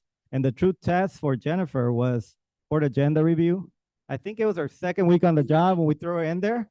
And you'd think she'd been with us for years, I would say, actually. It was her second day on the job. So Jennifer, we're impressed with you. We're happy you're part of the LACCD family on behalf of the board and the entire LACCD community. Welcome. We're happy to have you here. So thank you so much. Yeah. Lastly, just a quick intro. Some of you know this, but we do have an interim chief of staff, and you all know her already. I'll just acknowledge her, Juliet Hidalgo. Thank you so much for stepping in onto this role. Thank you, Juliet. Madam President, that ends my report. Thank you so Great, much. Thank you. All right, moving on to the combined consent calendar. We have for our review items J1 through J116. These items include Human Resources, Personnel Commission, Academic Affairs, and Student Services, Budget and Finance, Business and Facilities. May I have a motion and a second to adopt the combined consent calendar for items J1 through 116? So moved. Moved by Trustee Vella. Second. Second by Trustee Eno. Are there any items that require additional information? Seeing none, roll call, please. Student trustee Francis advisory vote. Trustee Buelna. Yes. Trustee Henderson. Yes. Trustee Hernandez. Yes. Trustee Hoffman. Yes. Trustee Eno. Yes. Trustee Vella. Yes. Trustee Vettis. Yes. Thank you. Next, we have for our review business items K1 through K14. May I have a motion and a second to adopt these items? So moved. Motion moved by Trustee Eno. I can second. Are there any items which require additional information? And Chancellor Rahman, do we have any trustee disclosures to make on the business items? And I'll say for the rest of these, Madam President, we have none. Thank We you. have none? Okay, perfect. Okay, may I have roll call, please? Student trustee Francis advisory vote. Yes. Trustee Buelna. Yes. Trustee Henderson. Trustee Hernandez. Yes. Trustee Hoffman. Trustee Eno. Yes. Trustee Vella. Yes. Trustee Vettis. Yes. Great. Next, we have for our review facilities items L1 through L10. May I have a motion and a second to adopt these items? So Moved by Trustee Veras, Second. second by Trustee Eno. Are there any items which require additional information? Seeing none, roll call, please. Student trustee Francis advisory vote. Yes. Trustee Buelna. Yes. Trustee Henderson. Yes. Trustee Hernandez. Yes. Trustee Hoffman. Yes. Trustee Eno. Yes. Trustee Vella. Yes. Trustee Vettis. yes. Okay, we are now going to open a public hearing on agenda item N1 regarding the proposed dedication of district property to the city of Southgate for the construction of the Santa Fe Avenue entrance of the Southeast Satellite College campus. Under California Ed Code Section 81313, this hearing is required prior to the board taking action to dedicate property to public use. Okay, with that, I will read the following. Madam President, members of the board, the item before you is the proposed dedication of approximately 1,754 square feet of the district's property located at 2525 Firestone Boulevard in the city of Southgate. This dedication is to the city of Southgate for the installation and the maintenance of traffic signals, streets, and sidewalks at the Santa Fe Avenue entrance to the Southeast Campus. Education Code 81313 authorizes the board by resolution and after public hearing to dedicate property for the public for purposes when it is in the best interest of the district. Staff has reviewed the proposed dedication and has determined that the dedication will not interfere with the district's present or future educational uses of the Southeast Campus, and the dedication serves as public purpose because the dedication will provide for enhanced vehicular and pedestrian access of students and staff to the Southeast Campus. Staff has also confirmed notice of this hearing has been made in accordance with the requirements of government code, and no protest was filed with the district by at least 10% of the qualified electors of the district. At the conclusion of the hearing, staff recommends that the board adopt a resolution approving the dedication and authorization execution of the necessary documents. Great. Are there any questions or comments from the board? Okay, seeing none, I will now open the hearing for public comment on the item. If you wish to speak, please come forward and state your name for the record. Do we have anybody? No. Okay. For the public hearing on the. No, no. That's public comment, right? You're in public Or- comment, not yet. She's Oh, not yeah, agenda this is matters. just Yeah. for the, Yeah. this Okay. dedication, yeah. Yeah. In Southeast, okay. Okay. See no speakers for that particular item. I will now close the public hearing. Do we need to go? Yeah, now. Okay, roll call, please. You need a motion. Trustee Boulna? Oh, sorry. Yeah. A motion and a second to approve. Yeah, motion to approve this item. I'll move to approve this item. Okay, motion by trustee Hoffman, Second. second by trustee Vella. Any discussion? Seeing none, roll call, please. Okay. Student trustee Francis advisory vote? Yes. Trustee Boulna? Yes. Trustee Henderson? Yes. Trustee Hernandez? Yes. Trustee Hoffman? Yes. Trustee Eno? Yes. Trustee Vella? Yes. Trustee Vettis? Yes. Okay, the board is now going to consider adoption of item N1, approving. Yeah, we did roll call to, because the hearing was closed. So now, We need to do that second yeah, item. yeah. Okay, Yeah. approving the dedication of approximately 1,754 square feet of district property located at 2525. Madam President, you just did that. That is the same Yeah, yeah, so item. you- Okay, you- just making sure. No, I'm no, sorry, no, confusing. We want to make sure too, so I'd that's rather do it dedicated. twice on that one. Yeah, no, We're no good. problem at all, Madam President. I think Okay. we're set to go. All right, well, motion passes, dedication is approved. Staff is authorized to execute and record all necessary documents to complete the dedication. We're going to move on now to notice reports and informatives. Board members, there are two notices, correction of out-of-state student travel and a notice of an amended proposal of the AFT College Staff Guild, 1521A. There's no action that is required at this time. It will be received and filed. We're going to move on to announcements and indications of future proposed actions. Would any of my colleagues like to make any announcements or indicate future proposed actions? Meaning like a deed? Like event. Yes, okay, I do, yes.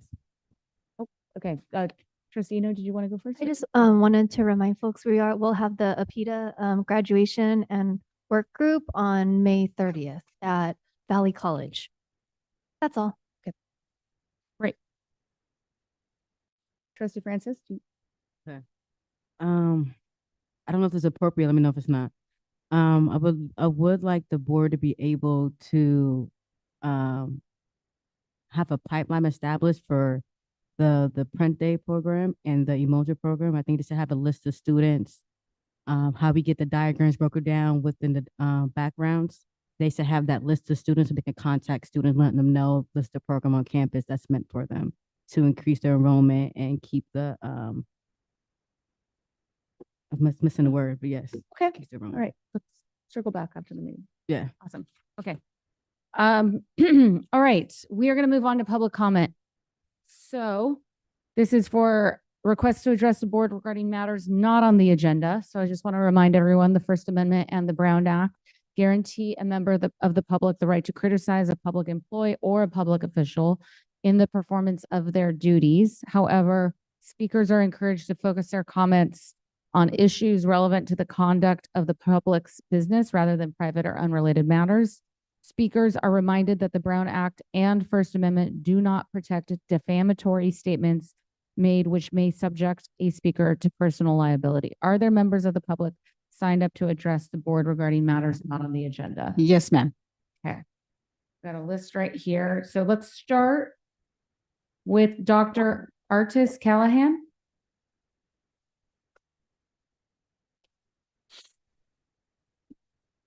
Is she online?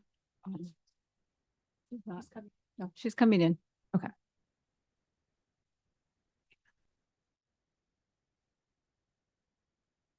Hello. Go ahead, please. 3 minutes. I believe I'm in now, right? You are in. Oh, wonderful. Wonderful. Great meeting so far. I've been very, very interested in all that you're talking about today. Good afternoon, esteemed members of LA Community College Board of Trustees, your Chancellor, and in particular, your board student advisor, Jasmine. Your sincerity and authenticity, intelligence, all of that just shone through when you were talking. And you were the way, when you stopped and said, I blanked out, don't feel bad, I blank out all the time. And the NIA Foundation is going to reach out to your organization. So that's why I'm making it very clear that you know who I am, okay? Because civic leadership engagement will hear from us. I think you're amazing. As a retired veteran educator in Los Angeles County, a proud member of Delta Sigma Theta sorority, the child of a minister and a registered nurse, serving our community is one of my core values. My name is Dr. Artis Callahan, and I represent the NIA Foundation, Incorporated, Safe Spaces Youth Program. We are a culturally grounded, nonprofit youth-led organization serving California. I'm sorry. I told you. Youth and families across California. We're proud to be the only clubhouse in California affiliated with Clubhouse International. And I would be remiss if I didn't thank this particular board for allowing our partner charter school students at Magnolia Public Schools, ISEF Public Schools, several other schools to participate in dual enrollment programs at 4 of your college locations. This has truly empowered more marginalized youth and youth of color to earn college degrees. For that, we appreciate you. Our youth-led team selected Los Angeles Southwest College as our site for our Healing in Motion Wellness Fair to be held on May 16th, 2026, mainly because it sits directly in the community we serve. This is a Department of Mental Health Support event in partnership with Take Action LA and Prop 63.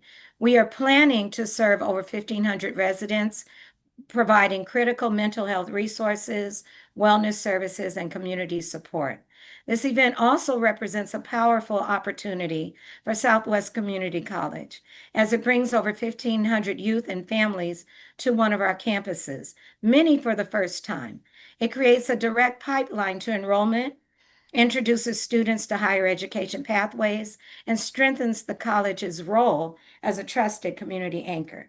With support from leaders such as Holly Mitchell's office, Maxine Waters' office, and Ms. Serta's office in Gardena, as well as media partners like ABC News, LA Sentinel, and KJLH Radio, this is a moment of positive visibility and leadership for our institution.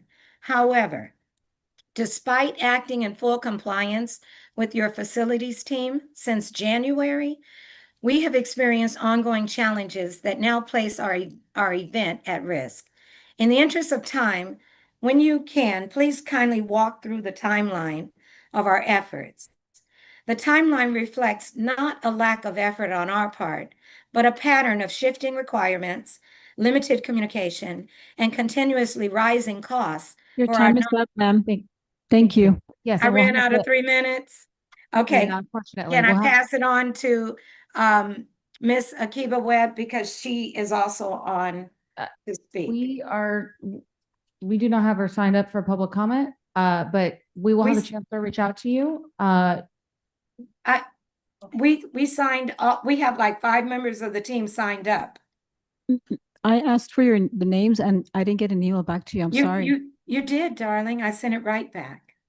Oh. If you check your emails, I sent it right back to you I with must all have their been names. running around. We can always circle back. We have a couple of other public speakers and we can slot them in. Okay, because we really need some help with this. Okay, we're gonna move on to Juan Carlos Astucanilla.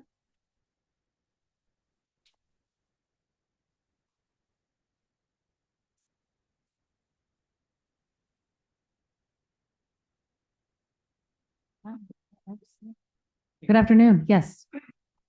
I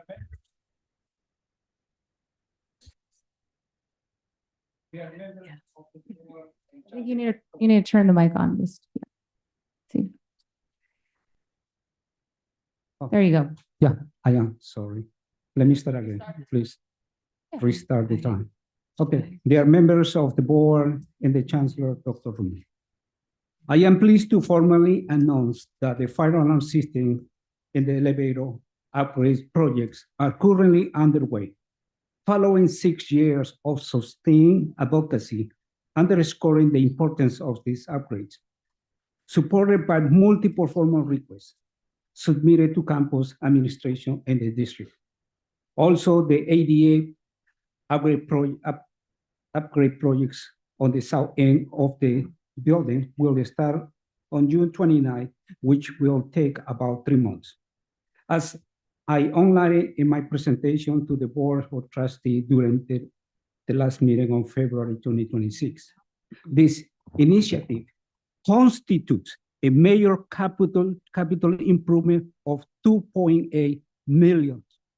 It addresses essential safety and accessibility requirements while serving as a fundamental measure for the long-term preservation and conservation of this historical communication building. All of these projects are being carefully coordinated with the district project management team, contractors, facilities, in our department to ensure there is no downtime and the academic instruction is not disrupted. This is the same coordination approach I have consistently doing the past 12 years. I continue to question why this historical cinema building is being considered for replacement. I don't understand. If a new facility is proposed, it must be larger, demonstrable superior performance, fully designed to the higher technical specification and instructional needs for our program.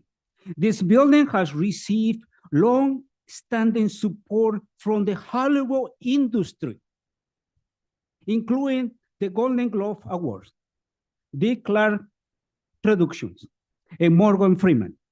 Replacing it will erase the critical part of this institution's history. Please understand this.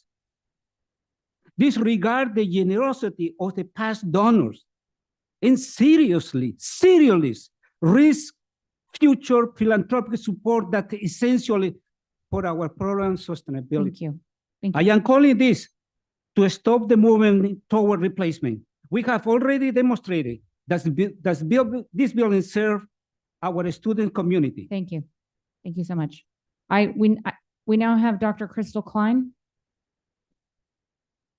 Good afternoon, trustees. I'm Dr. Crystal Klein, the department chair of the Cinema TV program at City.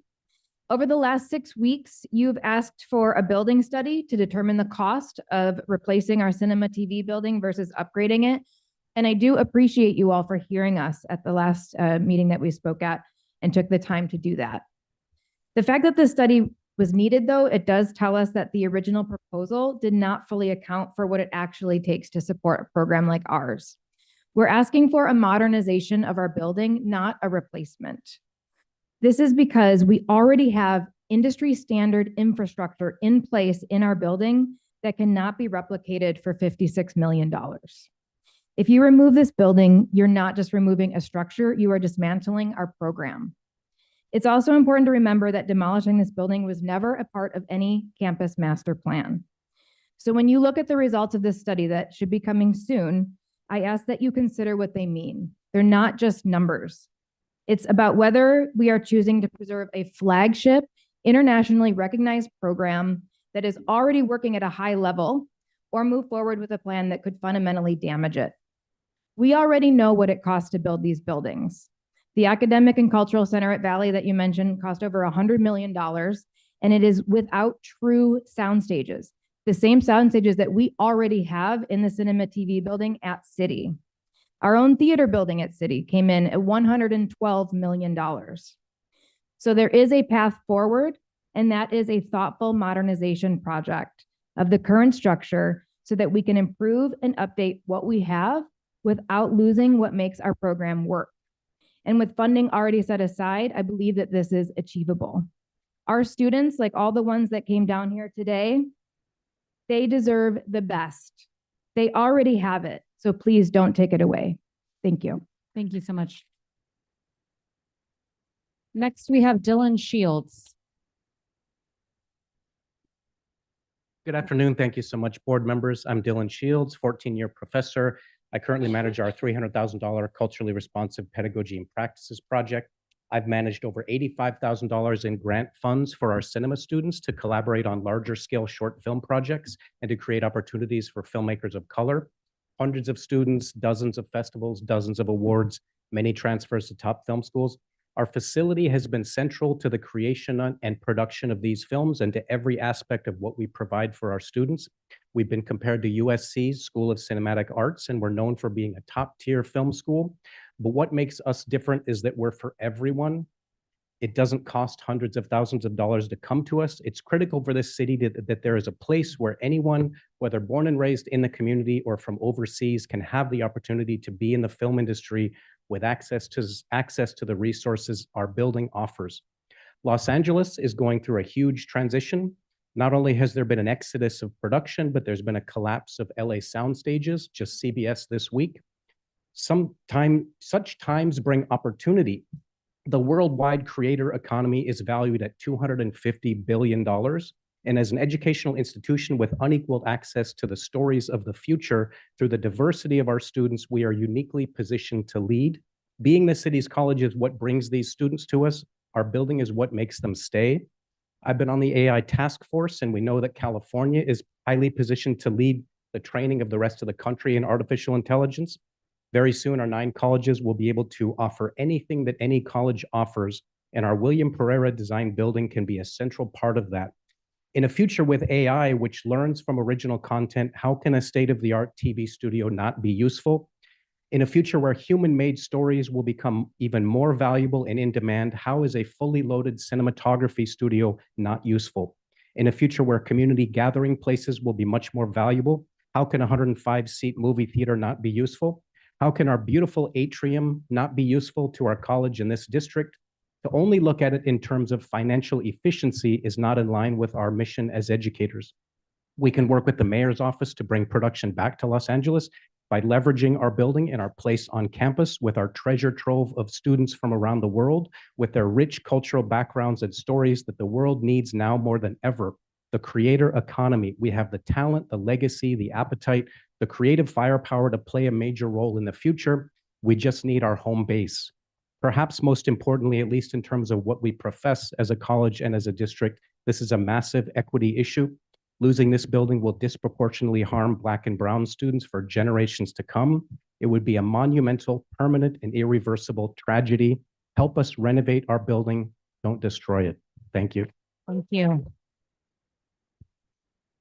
We have Christopher Rossiter.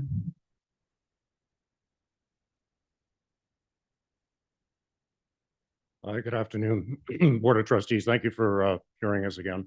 And also, I just want to reiterate what Crystal had said. Thank you for putting sort of a stay in terms of not moving forward until this new assessment was completed. I do have a couple asks, though, of you. based on what sort of has resulted from the original assessment. The first one is when this new assessment does get published, I'm not sure if anybody in this space has actually read it yet. We haven't. We don't know what's been reported. But please, if you could look at it with careful eyes. I mean, we will rely on you in terms of helping to make these decisions. And we were already sort of, if I use this term, blindsided the last time that this happened. I think we found out about it, brought it here. A lot of you didn't know about it. How something gets that far and with this much consequence is a little scary to think about, especially when it impacts all of the folks that are behind me. I teach in one of the sound stages. I lead cinematography within the program. So very much so it would affect what I do, the people I put in industry and so forth. The other ask is, even if a new building does get approved, having the funds in order to actually build the building that we need. Because even though we have this new assessment, it doesn't replace the dollars that have been allocated. So I don't know how that process works. This is all within your speciality. I just do camera. But I really want to know that in terms of how do we actually make up the difference in terms of the funds as a result, if this is to move forward. Let's see, what else did I have here? Oh, and last, once the report does come out or the assessment does come out, we'd really appreciate the opportunity. You've been so kind here to hear us, to at least put a rebuttal in for anything that might be falsified within the new document. I mean, I'm sorry to say, I've sort of lost some faith in the system as a result of this and how this has actually gotten as far as it has. And sort of also being left out of the process somehow. Didn't seem important to ask us what we thought, the folks that actually utilized the building. Maybe even better yet, asking the students back here what they thought in terms of the program and the impact it's going to have on them. So I want to continue their careers and give them the ability to be able to do what they need to do. So with that being said, modernization, absolutely. We love where we are. And I just ask of you, if you could just please do your due diligence.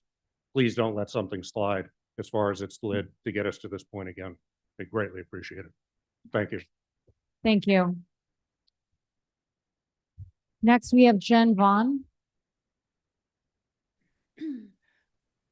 Hello, everyone. I'm Professor Jen Vaughn. I teach TV production, and these are my amazing students here at LACC. I want to first say thank you, Board of Trustee members, Chancellor Rahman, Vice Chancellor Sada, President Gabru, for recognizing the flaws in the FPP and taking time to pause and do a complete and accurate study about what it would take to modernize our building. I really appreciate that everyone understands with the dollar in this economy, $56 million doesn't get you very much these days. And it certainly won't get you a state-of-the-art TV and cinema building that rivals what we have here. The thing that I really want to bring your attention to is that we can talk about money, dollars, reports all day long. But what this is really going to impact is our students. The students have everything they need right here to train on industry standard equipment in facilities that rival our neighbors in Hollywood. If our building is demolished in favor of a subpar new facility, it will decimate our enrollment. It will hurt our program. It will make an impact on our program that will be felt for years to come. So I just wanted to remind you that not only are these our students, these are your constituents who vote for you. These are the students who are going to be impacted the most if we don't do our diligence to really, truly make sure that we are giving the utmost importance and details to where we need to make sure we're putting in. Most importantly, we just want to let you know that we are asking you to please save our building. Thank you for your time. Thank you. Thank you. Yeah. All right, next we have Anna Lay. Hello, everybody. My name is Anna Lay, the Academic Senate President at LA City College, and I'm actually deeply concerned by the continued direction of the Cinema TV building project. First, it is concerning that after faculty and staff requested documentation demonstrating that a new build would cost less than renovating the existing facilities, none could actually be produced. Only after those requests was an assessment actually commissioned. And so major decisions appear to have been moving forward without the necessary evidence to justify them. Second, despite extensive feedback shared at previous board meeting and the fact that the final project plan is based on inaccurate or unverified claims, the current project plan still remains under consideration. Third, there is a growing concern about a narrative that seems designed to discredit the cinema TV faculty and staff, specifically claims that this project was indeed included in the facilities master plan are actually not accurate. Yet, for some reason, they continue to be repeated. Finally, the campus has not been included in any meaningful communication with what is happening to this building. The only information available has come indirectly through inquiries made by the department chair to Build LACCD staff, indicating that an assessment is underway and that the board will be voting on whether to proceed with a new build. I mean, why is information being withheld from the stakeholders most impacted by this decision? To further illustrate this last point, the facilities master plan update was advanced to the board's Facilities Master Planning and Oversight Committee, FEMPOC, without meaningful engagement with the local Facilities Planning Committee or campus leadership. Even if it did not include the cinema building, why was that also not shared for campus review? So taken together, these issues point to a pattern. Decisions are advancing ahead of evidence. Plans are moving forward without alignment to adopted plans, and communication just doesn't reflect the full record. So, the lack of transparency alone should be enough to reject this project and the associated grant. Any proposal should align with the facilities master plan through a transparent and participatory process. Our voices matter, and I hope you take that seriously, and thank you for your time. Okay. I also have Alexis Chavez. Yes.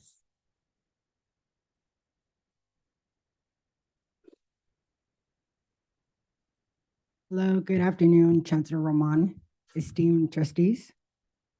My name is Alexis Irene Chavez, and I serve as the student body president at West LA College, and I'm also here to represent the Rising Scholars Program. I am a formerly incarcerated, system-impacted honor student that is getting ready to transfer to one out of, I got accepted to 7, so I'm not sure which one. But I want to let you people know that Rising Scholars was the platform that gave me the confidence to be the student that I am now. Rising Scholars exists because we believe in a second chance. We just finished, April was Second Chance Month, Reentry Month. As a reentry student, many of our students are actively working to rebuild their lives. We used to have a Hollywood CPR program on our campus. We have different programs now through our Climate Center, who has offered many internships to Rising Scholars through the program. At the same time, supporting the second chances does not mean that we are excusing serious harm from anything or accountability towards any issues that are presented within the Board of Trustees at this time. What we're asking for is balance. We are asking for the ability for students to have done the work that they have done to move forward. I would love to one day be able to come back and be part of, maybe have one of your guys' seat. But because I am system impacted or formerly incarcerated, there's certain things or issues that are going on that even though I am 20, 30 years later now, sober, I have a degree, I can't get a job with the LACCD. That would be something that would be unequitable towards people that have not been convicted or have not done serious time for serious allegations. I'm not naming anybody, I'm not saying anything. I'm just saying that the Rising Scholars Program needs the support that it needs to have. I'm very glad to report that we are going to be having our second annual symposium at West LA College. I want you to also know and recognize that Puente is a very important program in our campus. I know I'm running out of time real fast, so I just wanted to let you guys know it's important that you guys keep supporting the Rising Scholars. We all deserve a second chance. There's a lot of us on campus that we're getting ready to move on to universities. We have a great coordinator. We have a great dean. I just want to thank you guys for your time. please make sure that we have those programs available for people like myself. My husband was a lifer. He came out in less than 1 year. He finished his Hollywood CPR program, and he is now a local IATSE member that has been inducted. So I want to let you know these programs work. Let's leave all the political things that might entail or tarnish the beautiful name of what a rising scholar is. And let's give it power. Thank you. Because we are students that have that power. Thank you. Simone, thank you for that. Next we have Melvin Martinez.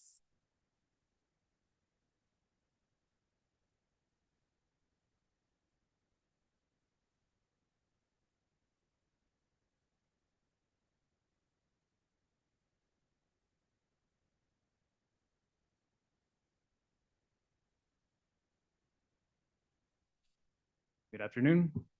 My name is Melvin Martinez, and I serve as the AAC president of Los Angeles Valley College, along with my colleague and my homeboy, Carlos Arquin.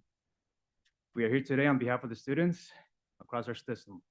Recent developments and ongoing concerns involving district leaderships have raised concerns, serious questions about accountability, transparency, and public trust. When issues of this magnitude arise, they do not stay isolated.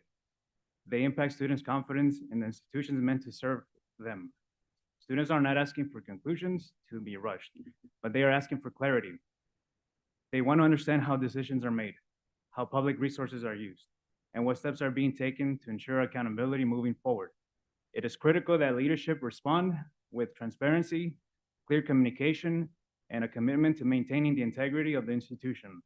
This moment is about trust, and trust is built when leadership is open, accountable, and responsive to the community it serves. I urge the district to take this opportunity to reinforce those values and ensure that students remain at the center of every decision. I do have one final request. I did miss the opportunity to attend our student trustee Francis's recognition. So I want to take the moment to just express how deeply I am to have a wonderful individual. Not only that you transformed my life, you changed the lives of so many. So I want to say thank you so much for your service. And I know you're going to do great things beyond the academic year. And I really, really congratulate. I'm so inspired. And I'm very thankful that you got that I got to work with you alongside. And shout out to our ASO presidents for embarking on this journey. It was a heartbreak. It was a hard, enduring experience, but we made it happen because it was the power of student voice and communication that really set us to beyond our comfort zones that I'm really thankful that I did, because here we are today. We're making a difference. We're highlighting the student voice and empowering our student population of 200,000 plus students here at LACCD. So thank you so much. Thank you. Appreciate that. You want to take a picture? No.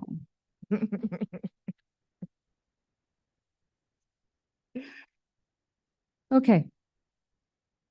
What?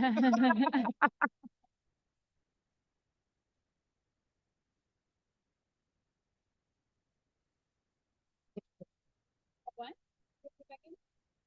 Get back in. You can take a picture of you.